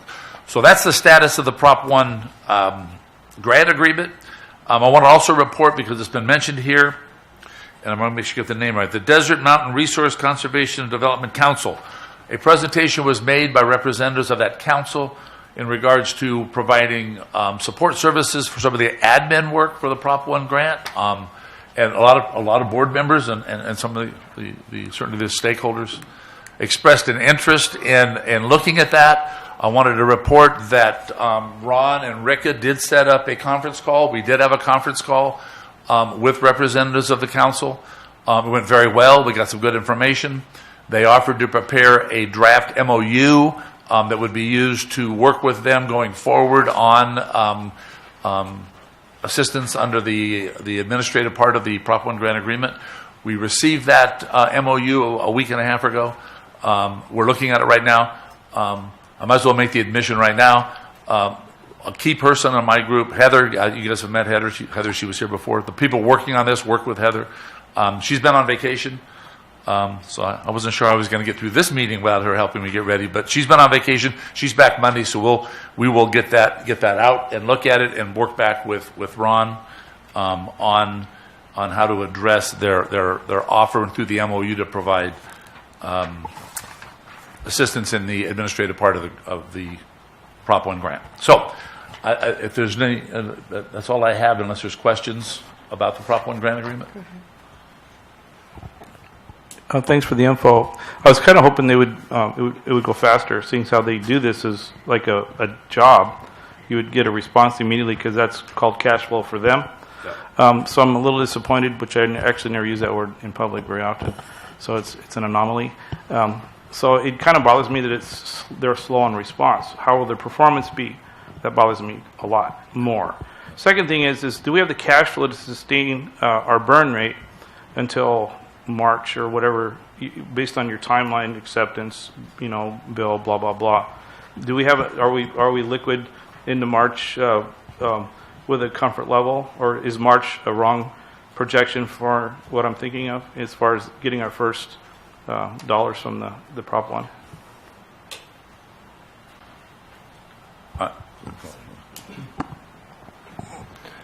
I think Alan said it takes at least 3 months to get your first reimbursement check back after we submit the claim. So it's going to be pretty close. Do you have money in the bank? I know we have the money that was forwarded by Kern County. I'll have to check with Alan, but I believe that $500,000 was supposed to get us to the point to where we anticipated money coming in from the Prop 1 grant. If I can help Peter, just from what I know, because I haven't talked to Alan about this, I think it's been reported that there were several invoices being held. We were several months behind you, and I talked about that. Alan and Carmina, working with the staff here, have picked pretty much all those up. So we're all good right now. We're not floating you for 9. No, we're solvent. My kids are eating and everything, so we're good. Excellent. We're good right now. And this isn't this. Sometimes I say more than I should. Our organization works on a fiscal year basis. It was very, very helpful to work with Alan and Carmina to get us up to speed. At this point, I offered this before. If we're a little short on cash flow going forward, it's not a big deal for us. I'm in a new fiscal year, so we'll work it out. So okay, we will be looking at cash flow, but I don't anticipate any problems. It's our job to pay our bills. Yeah, we're not going to stop work. You do eat, so yeah, we will not stop work. Okay. Peter, I just wanted to point out that in the finance report we adopted earlier, it shows that we would still have a balance because we're going to start realizing revenue from the extraction fee. In October. Yeah. I remember that. I just wasn't. There's currently $322,000 in the bank. Okay. Thanks. Okay. Any other comments? Any public comments? Okay. Let's. We are going on to the next. Go to the next item. Sure. Jeff, is it up there? Pumping fee status and schedule. Sure. This is the next item I wanted to just walk through. By the way, coming in, there's handouts of these overheads outside. So I want to make sure you folks can take these with you and make notes on them or ask questions. But you have a copy of these PowerPoint to refer to. This is the pumping fee status and schedule. Just to walk through it, the board adopted the fee back on the 19th of July. We did send out 83 registration forms based upon the information we had for all pumping except for non-de minimis. So we did get those out. Registration forms were due on the 20th of August. We received 35 complete forms that were in good shape. Most of the large pumpers responded right away. There are several of those with some of the smaller, non-de-minimis but smaller pumpers. 14 registration forms were returned with the wrong address, so we had to coordinate with staff to try and correct that and try to get the information a better address, a correct address. We had 48 follow-up registration forms that were sent out, along with I'd say a cursory late notice, because at that point we were trying to get them to get going because we were moving in on the actual reporting period. If we didn't get registered, they would overlap into the reporting period. We wouldn't have a full reporting period. So late notices were sent out with those. We did receive another 11 completed follow-up registration forms as a result of that follow-up. And so at that point, we received a total of 46 registration forms out of the 83 that were originally sent. But in reality, we actually got another 22 registration forms came in, primarily from folks who received a registration form for a particular well. We tried to identify well owners to a well with one registration form. And what we found is that several of the folks that we sent a registration form for a particular well had other wells and went ahead and filled out registration forms for those wells too. So in several cases, we were expecting one registration form back for a particular well. We got two or three other registration forms from that well owner. So that helped out. So that ups the number to 68 wells that we've identified. So that's where we are right now. September pumping reported forms were sent on the 24th of August. First month of the reporting period is September. First meter reading September 1. That was all in the report form. October pumping forms will be mailed out on the 24th, probably the 25th. On Monday or Tuesday. We'll get them out next week. September pumping report forms and first payments to be returned to the Water District by October 10th. So that's when we're going to get the responses back. We've actually gotten some early responses. Some folks have actually sent in their report forms early with an estimate for the whole month and actually sent a check to the Water District. So we're kind of puzzling our way through that. Eager to pay their bill early. So we've got some that actually responded. I guess that's what working together does. We get a lot more cooperation. Right? Absolutely. So that's kind of happened. So we're working on that. Effectively, once we get all the report forms in that we're going to get, which will be October 10th, we're going to our goal, our work at that point was going to be to classify all those report forms that come in. We're going to set aside the ones that have been reviewed by the Water District staff and our staff and by the general manager, and identify which ones we determine are in full compliance, paid their invoice, or in full compliance, no problem. We're going to call those sort of like the green stack. We're going to identify those that we have questions about, that maybe the explanation of how they estimated their production, whether their calculation was incorrect, or how they did the calculation, whether the payment was correct, whatever questions may come up. We're going to set those into another stack. Those are going to be called like the yellow stack that need to be checked and sort of looked at, maybe a little more careful, a little bit maybe of ground truthing. That's what we call that, ground truthing, a little bit of those. And then we're going to have another stack, which is sort of the red zone stack, which is the ones that we have no responses on, that we need to do some more work on and maybe try to pick up as we go forward to get fully compliant over the next few months. So that is the process we're in. We've also had several, a couple at least, internal staff discussions about part of the team about how to administrate this whole thing with Don's office and Ron and our office, and how to coordinate how all this is going to work. And I think it's going very well. Maybe Ron can indicate where we are on that, maybe in the general manager's report on some of the coordination there. But I think it's going very well, and I don't think I have anything, so I think that's it. If you have any questions. Any questions? Any questions from the public?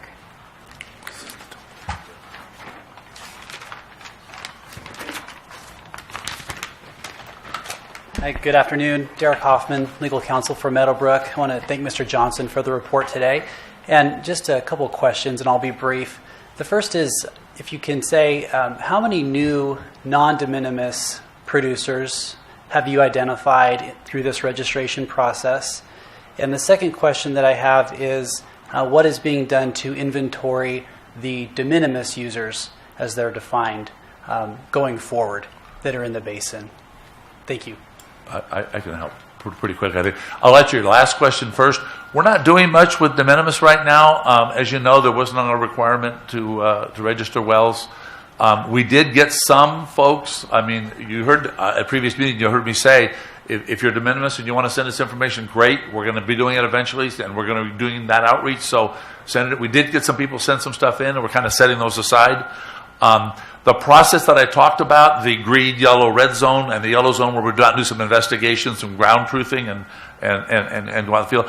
One of our goals there is to add to that, at least from a staff level, starting to work on the de minimis stuff internally without a requirement to register, but just trying to gather some of that information that we've talked about before that maybe should have been done a long time ago, but to at least get started on that during that same process.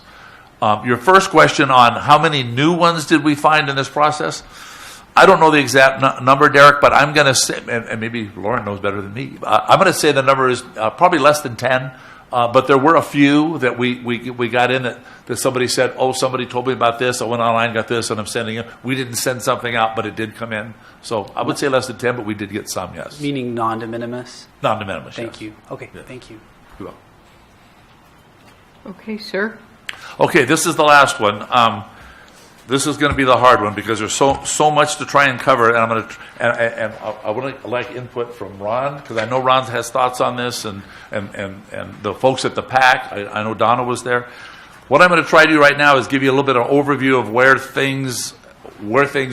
we're at right now, and how it's been going with Special Counsel Markman. Special Counsel Markman was brought in to do a couple of things. And I'm not the guy to summarize it completely, but I know that he was here. He's here to help with the allocation, and he's also here to help support legal protection or legal defense of whatever we do in the GSP. So he's here for some pretty important stuff. I've known Jim for at least 30. I've been doing this for 42 years. I've known him for at least 30 and probably longer. And he's a very, very qualified guy. I think a lot of you found that out. Whoever went to the PAC meeting found out how qualified he is to do what he's doing. He's one. We've gone through over my career. We've gone through a lot of very, very good water attorneys. He's a handful of the ones that are the old timers that are left that really, really do have the water law and adjudication management plan experience from a legal standpoint. He's very good. Anyway, in preparation for the PAC meeting, this is a little bit of background. We did have a meeting in my office. Jim came down. I think Keith called in. I'm not sure. Keith couldn't come in. Phil came in. Jim was there, and our staff was there. In preparation for that, Jim wanted at least an overview of what we think we might know about the basin. And what we think we might know is still being done. So we prepared a PowerPoint for him, gave him a short presentation on some of the science that we know today.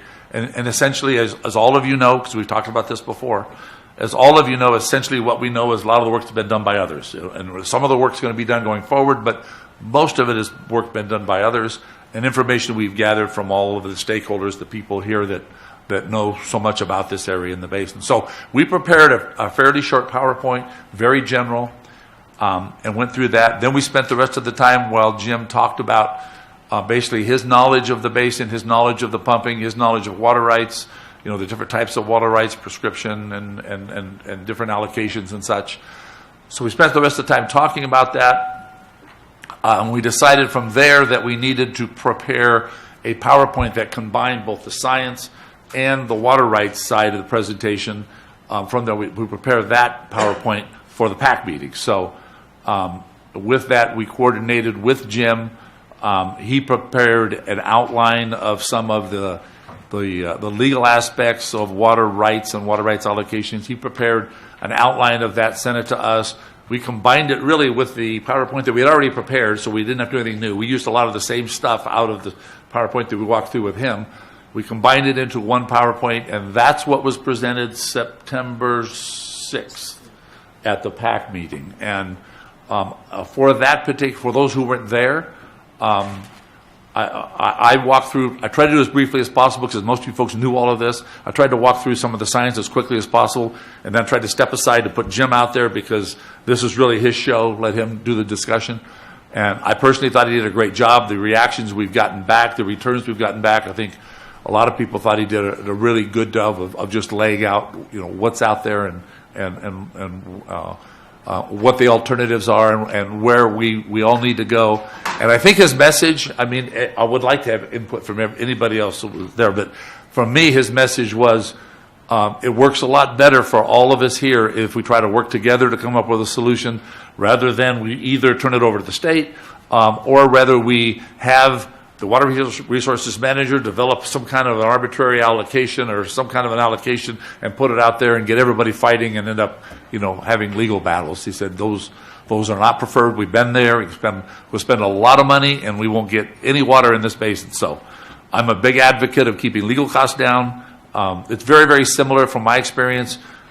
We've done a lot of groundwater contamination cleanups, and at the start of our groundwater contamination cleanup efforts, there's always been legal battles of who's responsible, and what we kept saying through that process is we're fighting the legal battles up front, and all this money is being spent, and not a dime is being spent to clean up the groundwater. And this is the same thing. A lot of legal money can be spent, and not a single cent's going to be if we do that, if we end up in legal battles, not a single cent will be spent fixing the problem, fixing the overdraft, getting sustainability. So, I think that was the biggest message that Jim said. I thought it was sent very good. From that PAC meeting, and I think Donna's going to have a report. I hope mine's fairly consistent with hers, because we were both there. I hope it's pretty close. But the board members the PAC members and the stakeholders. This is not just the PAC, but it's stakeholders too. I think we're asked by Jim basically to participate in the allocation process. And it kind of went back and forth, and the PAC members, I think each were asked and each had certain opinions on how that should be done and how viable it was or wasn't to be done. And I think from my perspective, there was some apprehensions and some concerns about the enormity of the task, and others were certainly vocal about welcoming the task, that this is what we finally been looking for. We've got something now that we can actually get a grip on and start working on to help solve the problem, which is good. So I think that's where we're headed, is to the latter, is to try to pull this together that way. So, leaving that meeting, we basically took a little bit of a break, a couple days of break, and then Jim and I were back in touch with each other, talking about what to do next. Because frankly, leaving that meeting, I wasn't sure what to do next. So I thought about it that night up here, drove home the next morning and trying to think about what to do, talk to my people. What do we do next? What's the next step?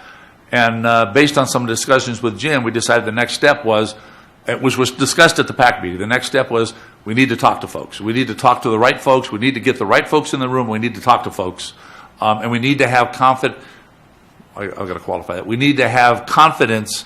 They need to have confidence that what they talk to us about not only is reasonably broad, that we can talk about a lot of different topics about how we get to sustainability, but we need to have them give us input and thoughts about how they think it ought to be done.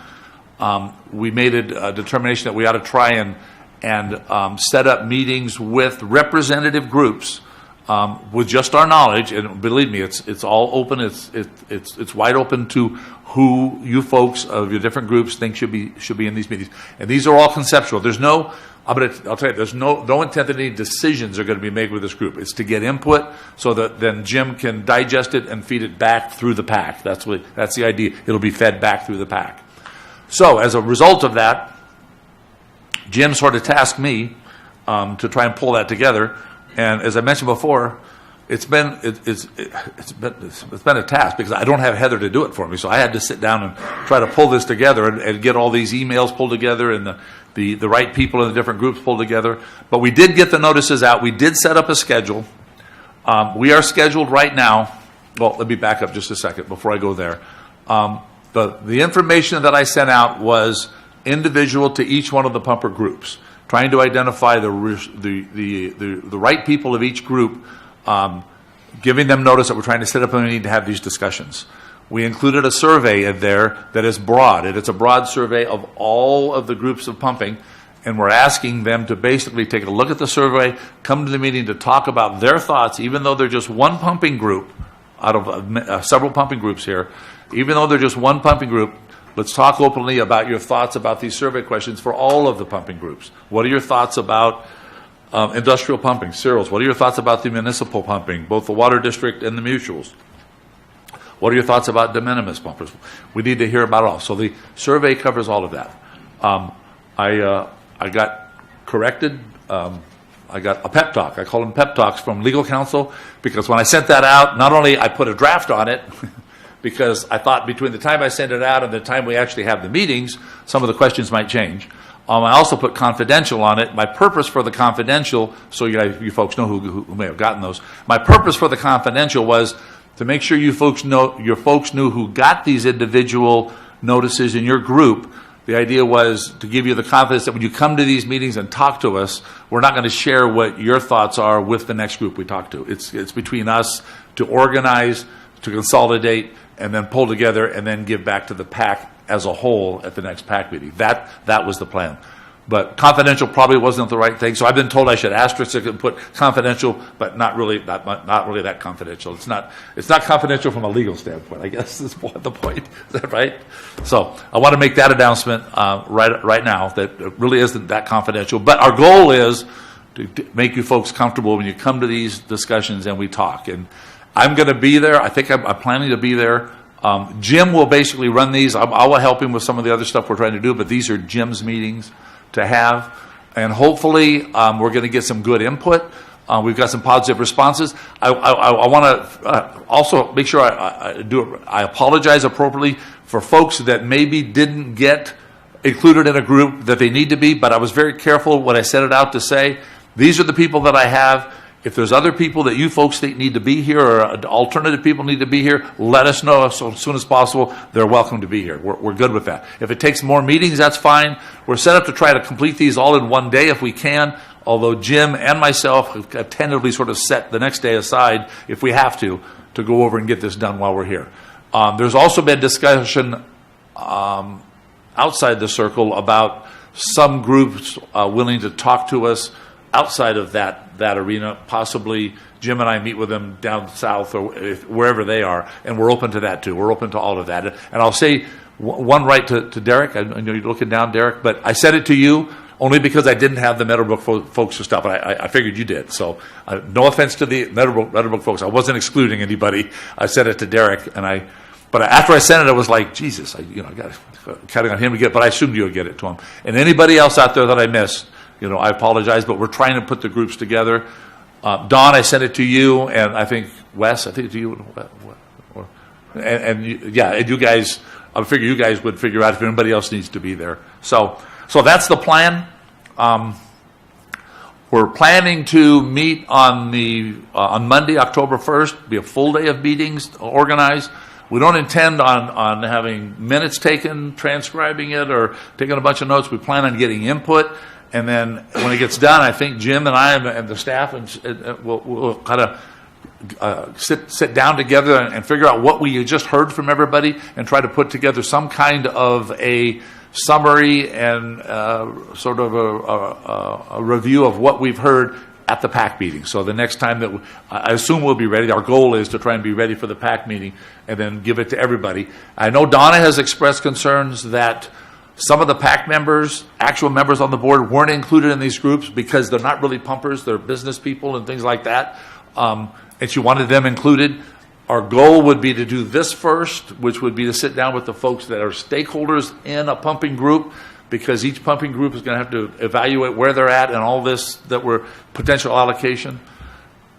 To meet with these folks that are stakeholders in a pumping group first, but certainly when we get to the PAC meeting, it'll be in front of the full PAC board, stakeholders, and anybody else out there, and there'll be plenty of opportunity for input after Jim presents what we heard from everybody.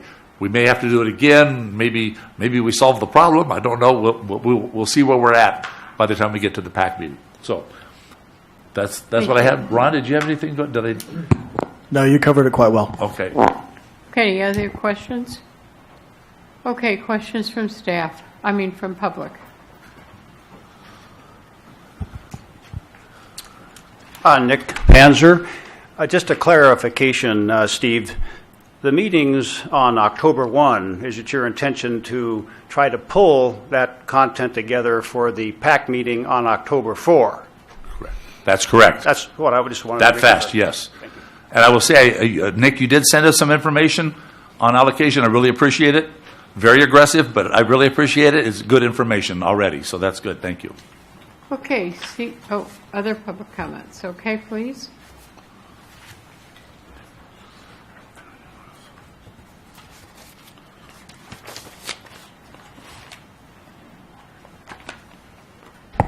My name is Sophia Merck. Will the water haulers be included in that group on October 1st? Right now, the answer is they're not right now. From what I understand, I'm kind of learning a little bit more about the water haulers. Obviously, it's a very sensitive area, so I'm going to be very careful here. But I think the water haulers are associated with purchasing water from the water district, or they get water from the water district. We are. You are? But we buy bulk, and we're not really represented by the water district. Okay. And that's the way we feel. Okay. Water haulers are the you're representing the folks that actually send the water trucks in to get the water, so you have water at your residence. We go to a bulk water station. We pay money. I submitted a letter this morning for me. Raymond Kelso read it for me. Yes, I wasn't able to be here, so he read it for me. But we do need to be talked to by somebody. Okay. But most of you are residential too, correct? We are in the county. But individual homeowners? Pardon me? Individual homeowners. Yes, we are. So possibly we do have the domestic de minimis group. So possibly working with the domestic de minimis group or with the water district. Either way, I don't care. But we'll figure out how we can get you guys involved. Thank you. Get your input. Thanks. Okay. No other public comment? No other questions? Thank you. We will go to number 9, report from the Technical Advisory Committee. Adam. Thank you, Madam Chairperson. We'll go through this fairly quick. A lot of it was already discussed and listed from Steve. Our number 1 item was our call to order. I will note those that were absent also included member who would represent Rand Community Water District. We don't yet have a representative, but of course when someone is presented, you will all be aware. We had a public comment in regards to parking for the TAC meetings. Our item number 3, this is the WRM discussion on all of the draft GSP sections. First off was the plan area and basin setting for model calibration. This was a workshop being discussed. Gene Morin presented a PowerPoint on this calibration workshop with model revisions for new geologic information and the agreement to model 4,100 and 7,700 acre-feet per year recharge. Gene also provided the preliminary water budget showing in and out flows and overdraft storage change, such as over 20,000 acre-feet per year as the negative change. Also, data gaps ad hoc will occur, and it did occur the last couple of weeks, and the recommendations for those meetings were sent also to me, and then, of course, they go through our water resource manager. Item 3B, monitoring network. Gene reviewed the 2018 existing monitor well map showing 192 wells. This includes the 17 CASGEM single, which also include the multiple port well system. Comments included use of water levels as a surrogate indicator parameter for other management criteria. Tim Parker brought up the DWR technical support services and suggested the TAC put together a list of wells to submit for free wells installation or to be installed. Item 3C, this was on stream gauges and weather stations. It was provided weather station layout and logger transmitter handouts. Donna Thomas also provided information on the EKC RCD order for a weather station. Item 3D, the DMS status report. Gene presented a PowerPoint on the DMS schedule and status. More information will be coming, of course. And then weather station information was also provided by Don Zadiba and Glenn Harris. Item 3E, the management actions for the modeling scenarios. The modeling schedule reference to the POAM was discussed.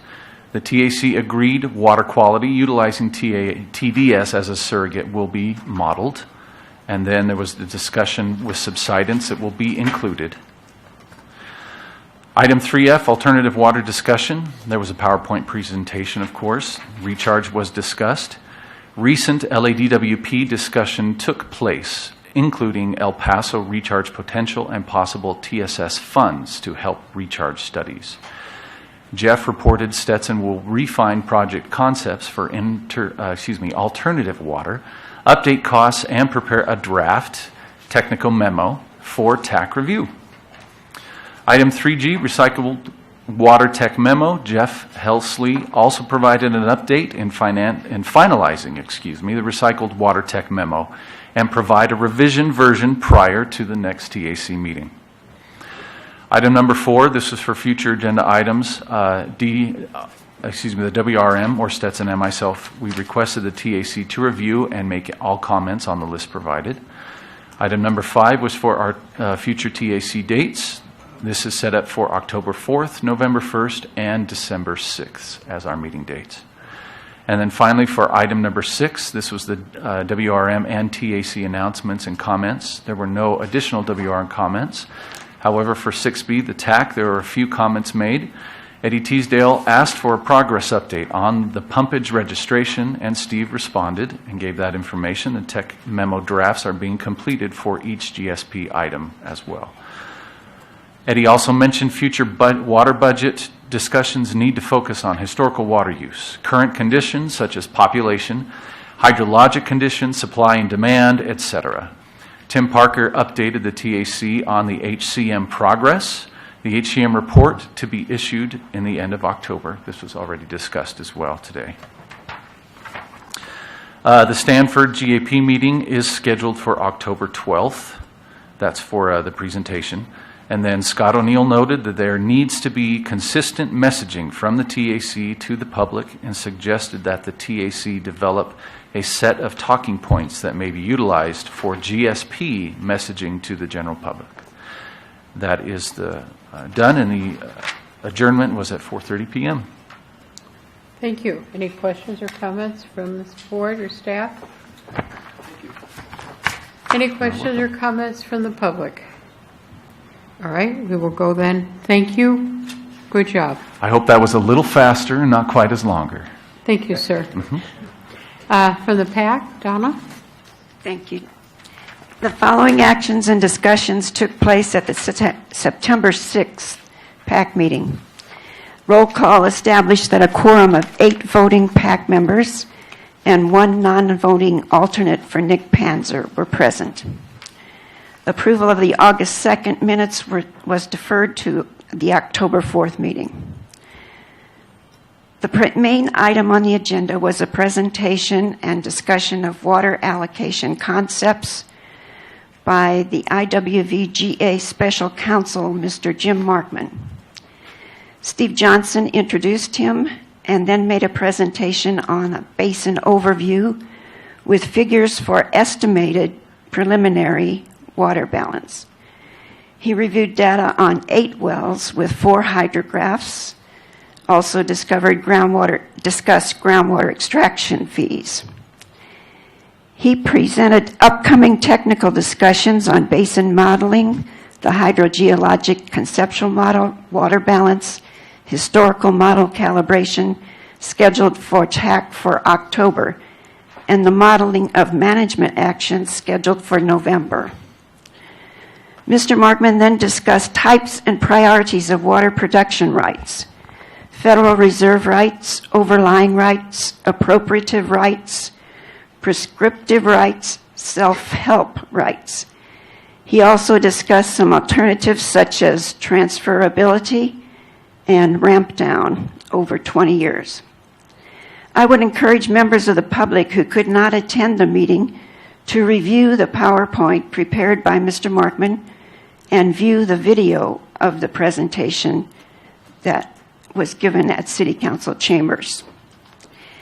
At the end, Mr. Johnson and Mr. Markman asked for the help of the PAC members to talk about the concepts and facilitate meetings with their representative groups and with the public. These were the ideas he presented. Work together to address ideas for the best solutions. Pull together all interests in the basin. Work to try to resolve a lot of competing interests in the basin. The PAC will help to make peace. Each PAC member to make a list of all those in the various entities and representative groups for Mr. Markman to talk with. Draft ideas for allocation plans, be the sounding board for the public. Develop ideas for trade-offs and alternatives. Present various charts and options or allocation negotiation charts. Get suggestions from various users and address various uses. Talk to the major producers. Many of the PAC members look forward to this difficult challenge and assignment. Finally, the PAC members believe that they will have a meaningful participation in the GSP process. 2 caveats for this task. Number 1, PAC members will not set policy. That is the job of the IWV GA Board of Directors. We're not going to set numbers or priorities. PAC members voted at their August 2nd meeting that they will identify users and uses, but they will not prioritize users and uses. Ultimately, whatever alternatives or options may be recommended will be reviewed and decided by the board in light of the important science being developed by the Technical Advisory Committee and forwarded to the PAC for review and input on policy considerations. Two letters of resignation from the PAC were announced, one for Rodney Stiefvater and one for Steve Goddard. We adjourned, I think, approximately 8:45. I'm not sure of the time.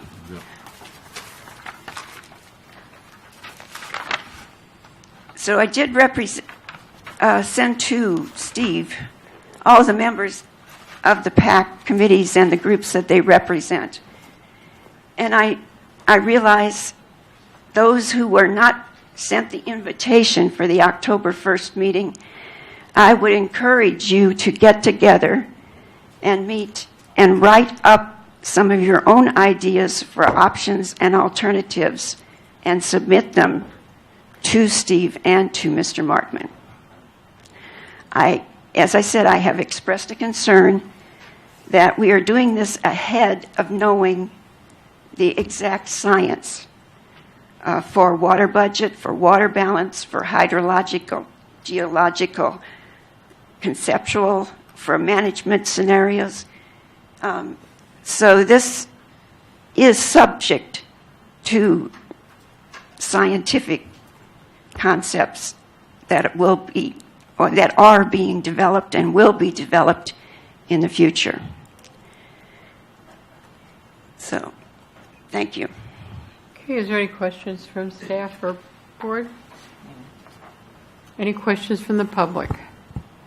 Thank you, Donna. Wonderful meeting. Thanks for all your help. Oh, I'm sorry.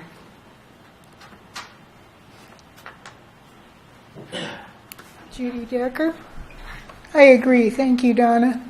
You did an excellent summary of that meeting. I was there. I have a comment, and my comment is, a year or so ago when the board put out their bylaws, they designated membership to both the TAC and the PAC. And people who live within the boundaries of the water district and are served by the Water District have two representatives, Mr. Panzer and Mrs. Lusk.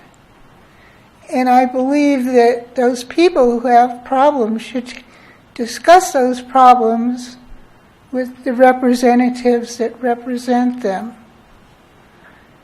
I think you did a wise decision when you made up the list of people that you wanted on your committees. I can think of one group, however, that you did leave out, and that is the large co-ops and municipal well owners, because they are not a true public agency, nor are they definitely a de minimis user. Collectively, or rather individually, they might be de minimis users, but they fit a whole different category. And depending on their size, they have to abide by certain state regulations. And you might reconsider adding them to the PAC committee and possibly the TAC if they have anybody that fits that qualification. Thank you. Thank you. Earl? I have a handout here.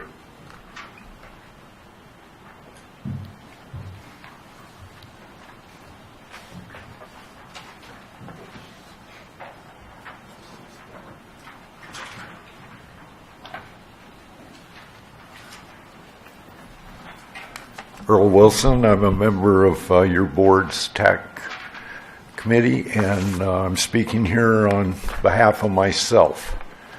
Not to beat transparency to death today, this is an issue of full disclosure. Special counsel for your board, Markman, stated that he had no connections to Indian Wells Valley, didn't know anyone here, wasn't familiar with the groundwater basin.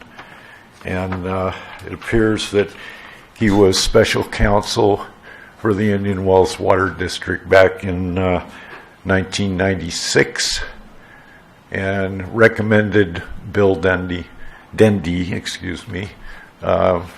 the facilitator for the Dendy report.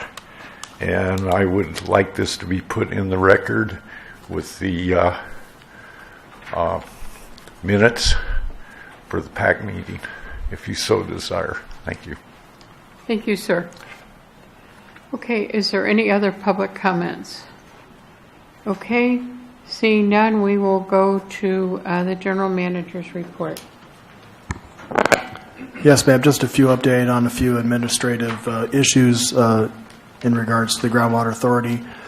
First, the building lease for 250 West Ridgecrest Boulevard is prepared and ready to go. It was prepared by the county and approved by the Groundwater Authority attorney. I'm waiting to take this back to the board. I'm looking for some historical numbers for utilities and operation and maintenance costs, as well as a quote on insurance. So we bring that lease agreement back for approval. We'll have those numbers so the board can fully understand the cost of having that building. We're also in the process of establishing a bank account for the Groundwater Authority. The purpose of that is, as you well know, we are soon to be receiving pumping fees that will be mailed to the Water District.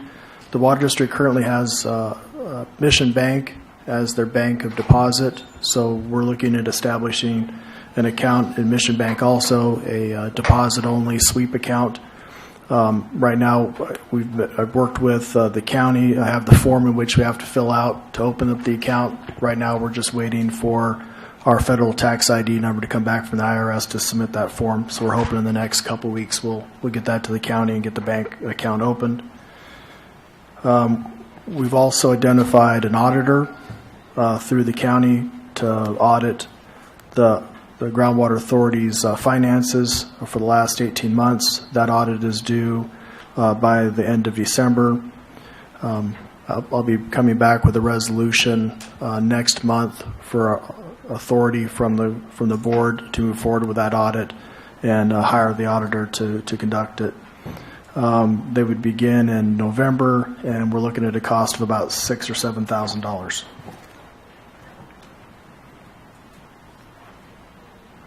And I believe that is the end of my report. Any questions from council, staff? Go ahead. Thank you for that report. Appreciate it. I'd like to see at the next meeting from the general manager a layout of a financial picture. I need to have a little better understanding of where we are in terms of these costs that we're incurring. I fully endorse and appreciate Stetson and Mr. Markman getting together with the PAC. But there again, as we talked earlier, Steve, I need to understand the costs. We need to present it, and we need to make sure we understand how those costs are fitting into our the larger budget picture. Thanks. Any other comments? Okay, thank you. Public comment? Okay, then we will come to closing comments. Any board member would like to make closing comments? Brian, are you making your closing comments now? Like closing ending? Wait, please. Okay. Yeah, it's not in the poem, it's at the end, okay? All right, any others? Rika? Okay. If there is no other closing comments, I would just like to ask one thing. I have heard some discussion about comments being written to Steve and his staff from PAC and TAC, and there's numerous, am I saying too many? Many comments that are coming to him. I'm wondering if staff, I'm sorry, if PAC and TAC people could make the comments to their chairs and let the chairs comment to Steve. That way there's not dozens and dozens and dozens of emails to answer. Do you all have any problem with that? I know it's putting more work on you all, and I apologize. Do you want to go first, Donna, or me? Go ahead. All right, I'll go first. We are encouraging all I have been encouraging TAC members to send them to both me and to Steve, and also his people. So right now, all of us are getting them. And then I have indicated to some, if they are individual comments, they don't need to include all members of the TAC. They can come to me, and then I will give them over to Steve as well. That's currently how we are doing things. Okay. Donna? Yeah, what I was considering was to have, like if there are two members for business interests and they have not been invited, that they get together and come up with whatever they would like to say.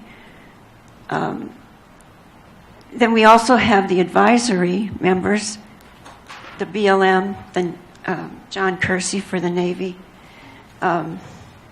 Lorelei Oveyat for Kern County, and Don Zadiba for the Water District. I sort of had an indication that Lorelei might want to be involved, but maybe the overall meeting on the 6th where everybody reports in, she might make her comments at that time. I don't know. I just didn't want anybody from the PAC group to feel they were being overlooked or that they were in some way second-class citizens. Well, we know that you will make sure that does not happen. And one of the things, that way Steve is not answering 36 or 100, or I'm not trying to exaggerate too much, individual emails. But if they can come from you, you have the response to be able to answer them. Does anybody have any objection to that? I don't have an objection to that. Okay. Donna? No. I believe that Eastern Kern RCD will be presenting some ideas and options. I mean, we're going to have a Water Resources Committee meeting. We're going to have our board meeting like the day before the PAC meeting on October 4th. So I'm sure that we will submit some ideas. Okay. Just one other addition. I forgot to mention that on my PAC report, I left out Nick Panzer's list of questions for the September 6th meeting. And so I did give copies to the board, and I have a few copies here. We have some, we were given them those too.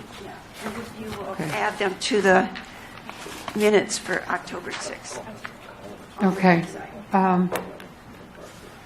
Okay. Don, you wanted to make a statement? Yes, Don Decker. I think the burden that, if I'm understanding what you're saying, Peggy, the burden of trying to somehow assemble these individual, especially in the case of the TAC, technical reports to Stetson and his crew, I think that burden is larger than you might suspect, especially if that involves preparing some summary reports. I don't think that it's appropriate even to do that. I think the individual reports should be in Stetson's hands. We're not saying that they don't go to his hands. Well, but it doesn't make any difference whether you include them as attachments to a single email or whether it's individually from us. We're not talking in the case of the TAC with that many people. And I don't see how there's any savings of effort, frankly. It still requires the same amount of ultimately. It's answering 30 emails as opposed to one. Madam Chairwoman, ordinarily, we're off the agenda. All right, sorry, I had it. Okay, thank you. I appreciate it. Okay. I'd like to make a closing comment. Okay. Closing comments, Nick? That's where we're at, right? Yes. I'd like, it's not appropriate for us to be spending money for Steve Johnson answering all these emails from these PAC and TAC. That's not what we're paying for you. But I understand that they have legitimate concerns and legitimate issues they need to get you.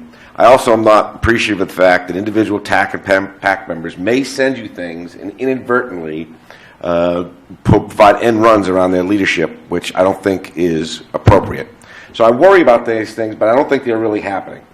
But what I would like, in the interest of economic efficiency, for you to come out with some type of financial analysis of, or how much cost you spend in answering these things. And if it's trivial and if it's adding value to our progress, then I'm all in favor of it. That's what I'm interested in. Thank you.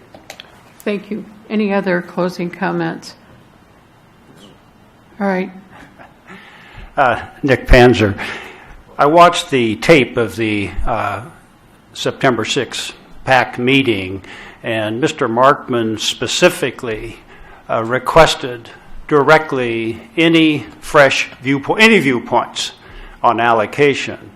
And I took an opportunity to reply to him directly in my individual name, not as a PAC member. Okay, so we all, as PAC or TAC, have an opportunity to reply as individuals, not as a member. In this particular case, Peggy, I did as a courtesy send that same document to Chairman Thomas, and I also ended my note to Jim Markman by saying no need to reply. He replied anyway. Thank you. Madam Chairwoman? All right, please. I've got to caution you, we're in closing comments. All right. Which is already stretching the Brown Act because we're talking Okay. about things that are not listed on the agenda. Okay. The section says it's reserved for comments by the board and or staff to identify matters for future business. That's what we're supposed to be talking about. Okay, So inviting that the was what I public thought up I to was speak doing. during that creates a big potential Brown Act problem. Okay. Thank you. All right. So I'm going to say that closing comments are done, and I would like to ask Commander, would you come up and join us? We are honored by the fact that all of you, if you would come on up here, that he is retiring from the Navy. He is leaving us. This is his last meeting, and we all would like to thank him for extraordinary work, privilege to work with you and learn from you, and he is asked to make a statement but we also have some cake out front for everybody. And you can't eat it all. You can have one piece. That's all. Everybody can eat. I still got to pass it. at least one more PRT. So. Oh, okay. All right. But we want to thank you, what you've done, and I know some of the other board members may like to make a comment. I have one comment.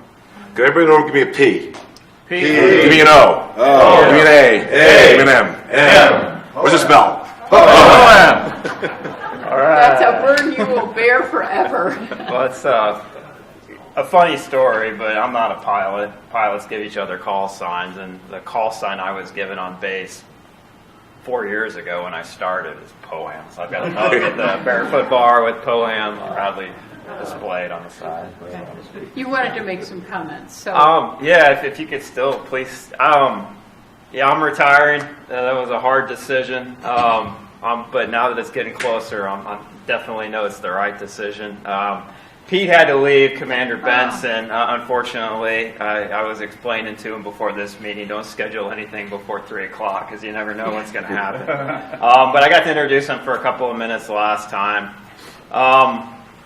So Monday, officially, he'll be the Public Works Officer for the base and the official representative for the Navy here on this meeting.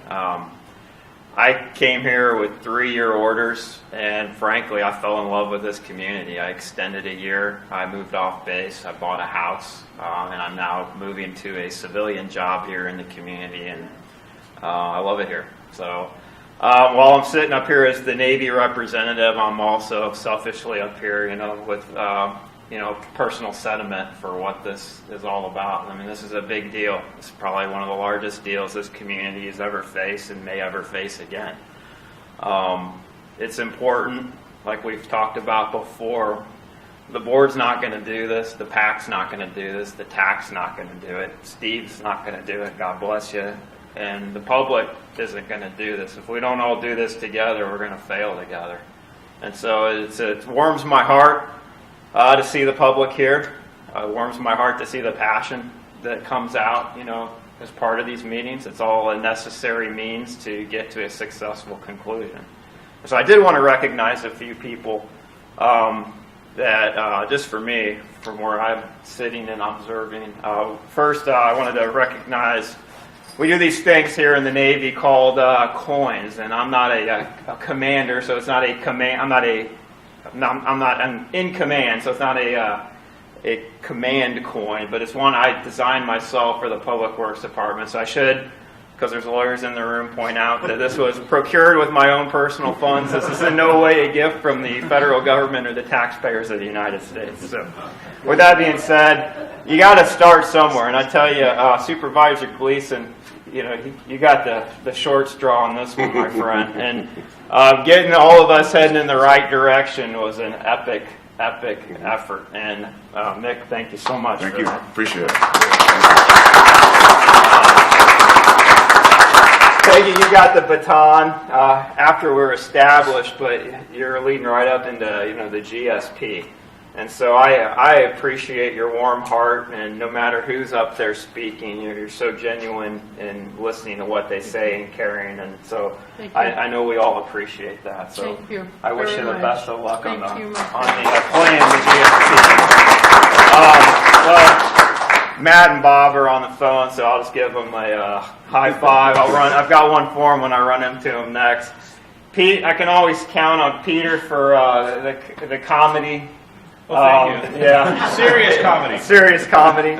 But in all seriousness, when you listen to Peter and everything that he says, this is an enormous amount of experience related to water management sitting here, and I love the levity that you bring to it.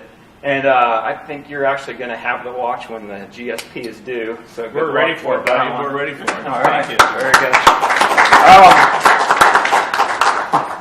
So you made a comment today that was kind of funny. I chuckled to myself. You said, I'm not one to get into the details. But I want to say, I count on this guy because I was really reading the minutes when I first started, and I'm like, oh, well, this word doesn't match with this word. But having sat next to him here for a couple of years now, I know Bob's got he's got it. So you can absolutely always count on a resolution being squared away, every I dotted, T crossed.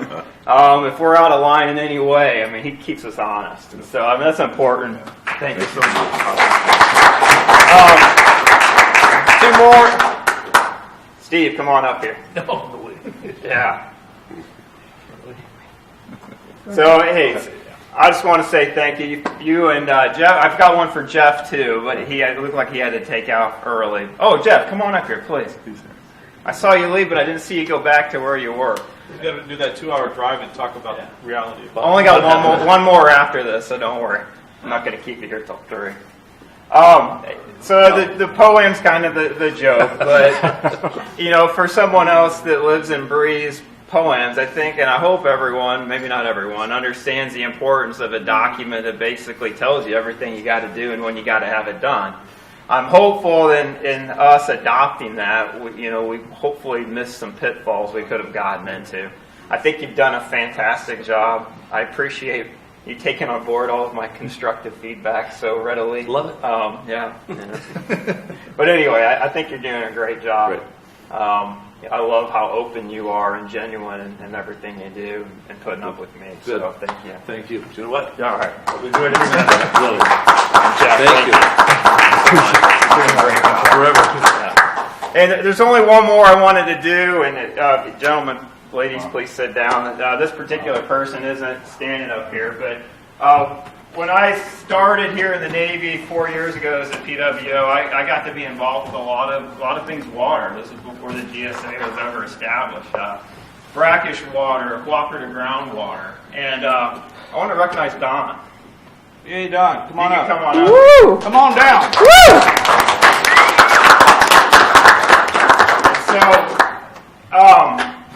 if you know Don, God, there's not a more genuine person in this community that I've met.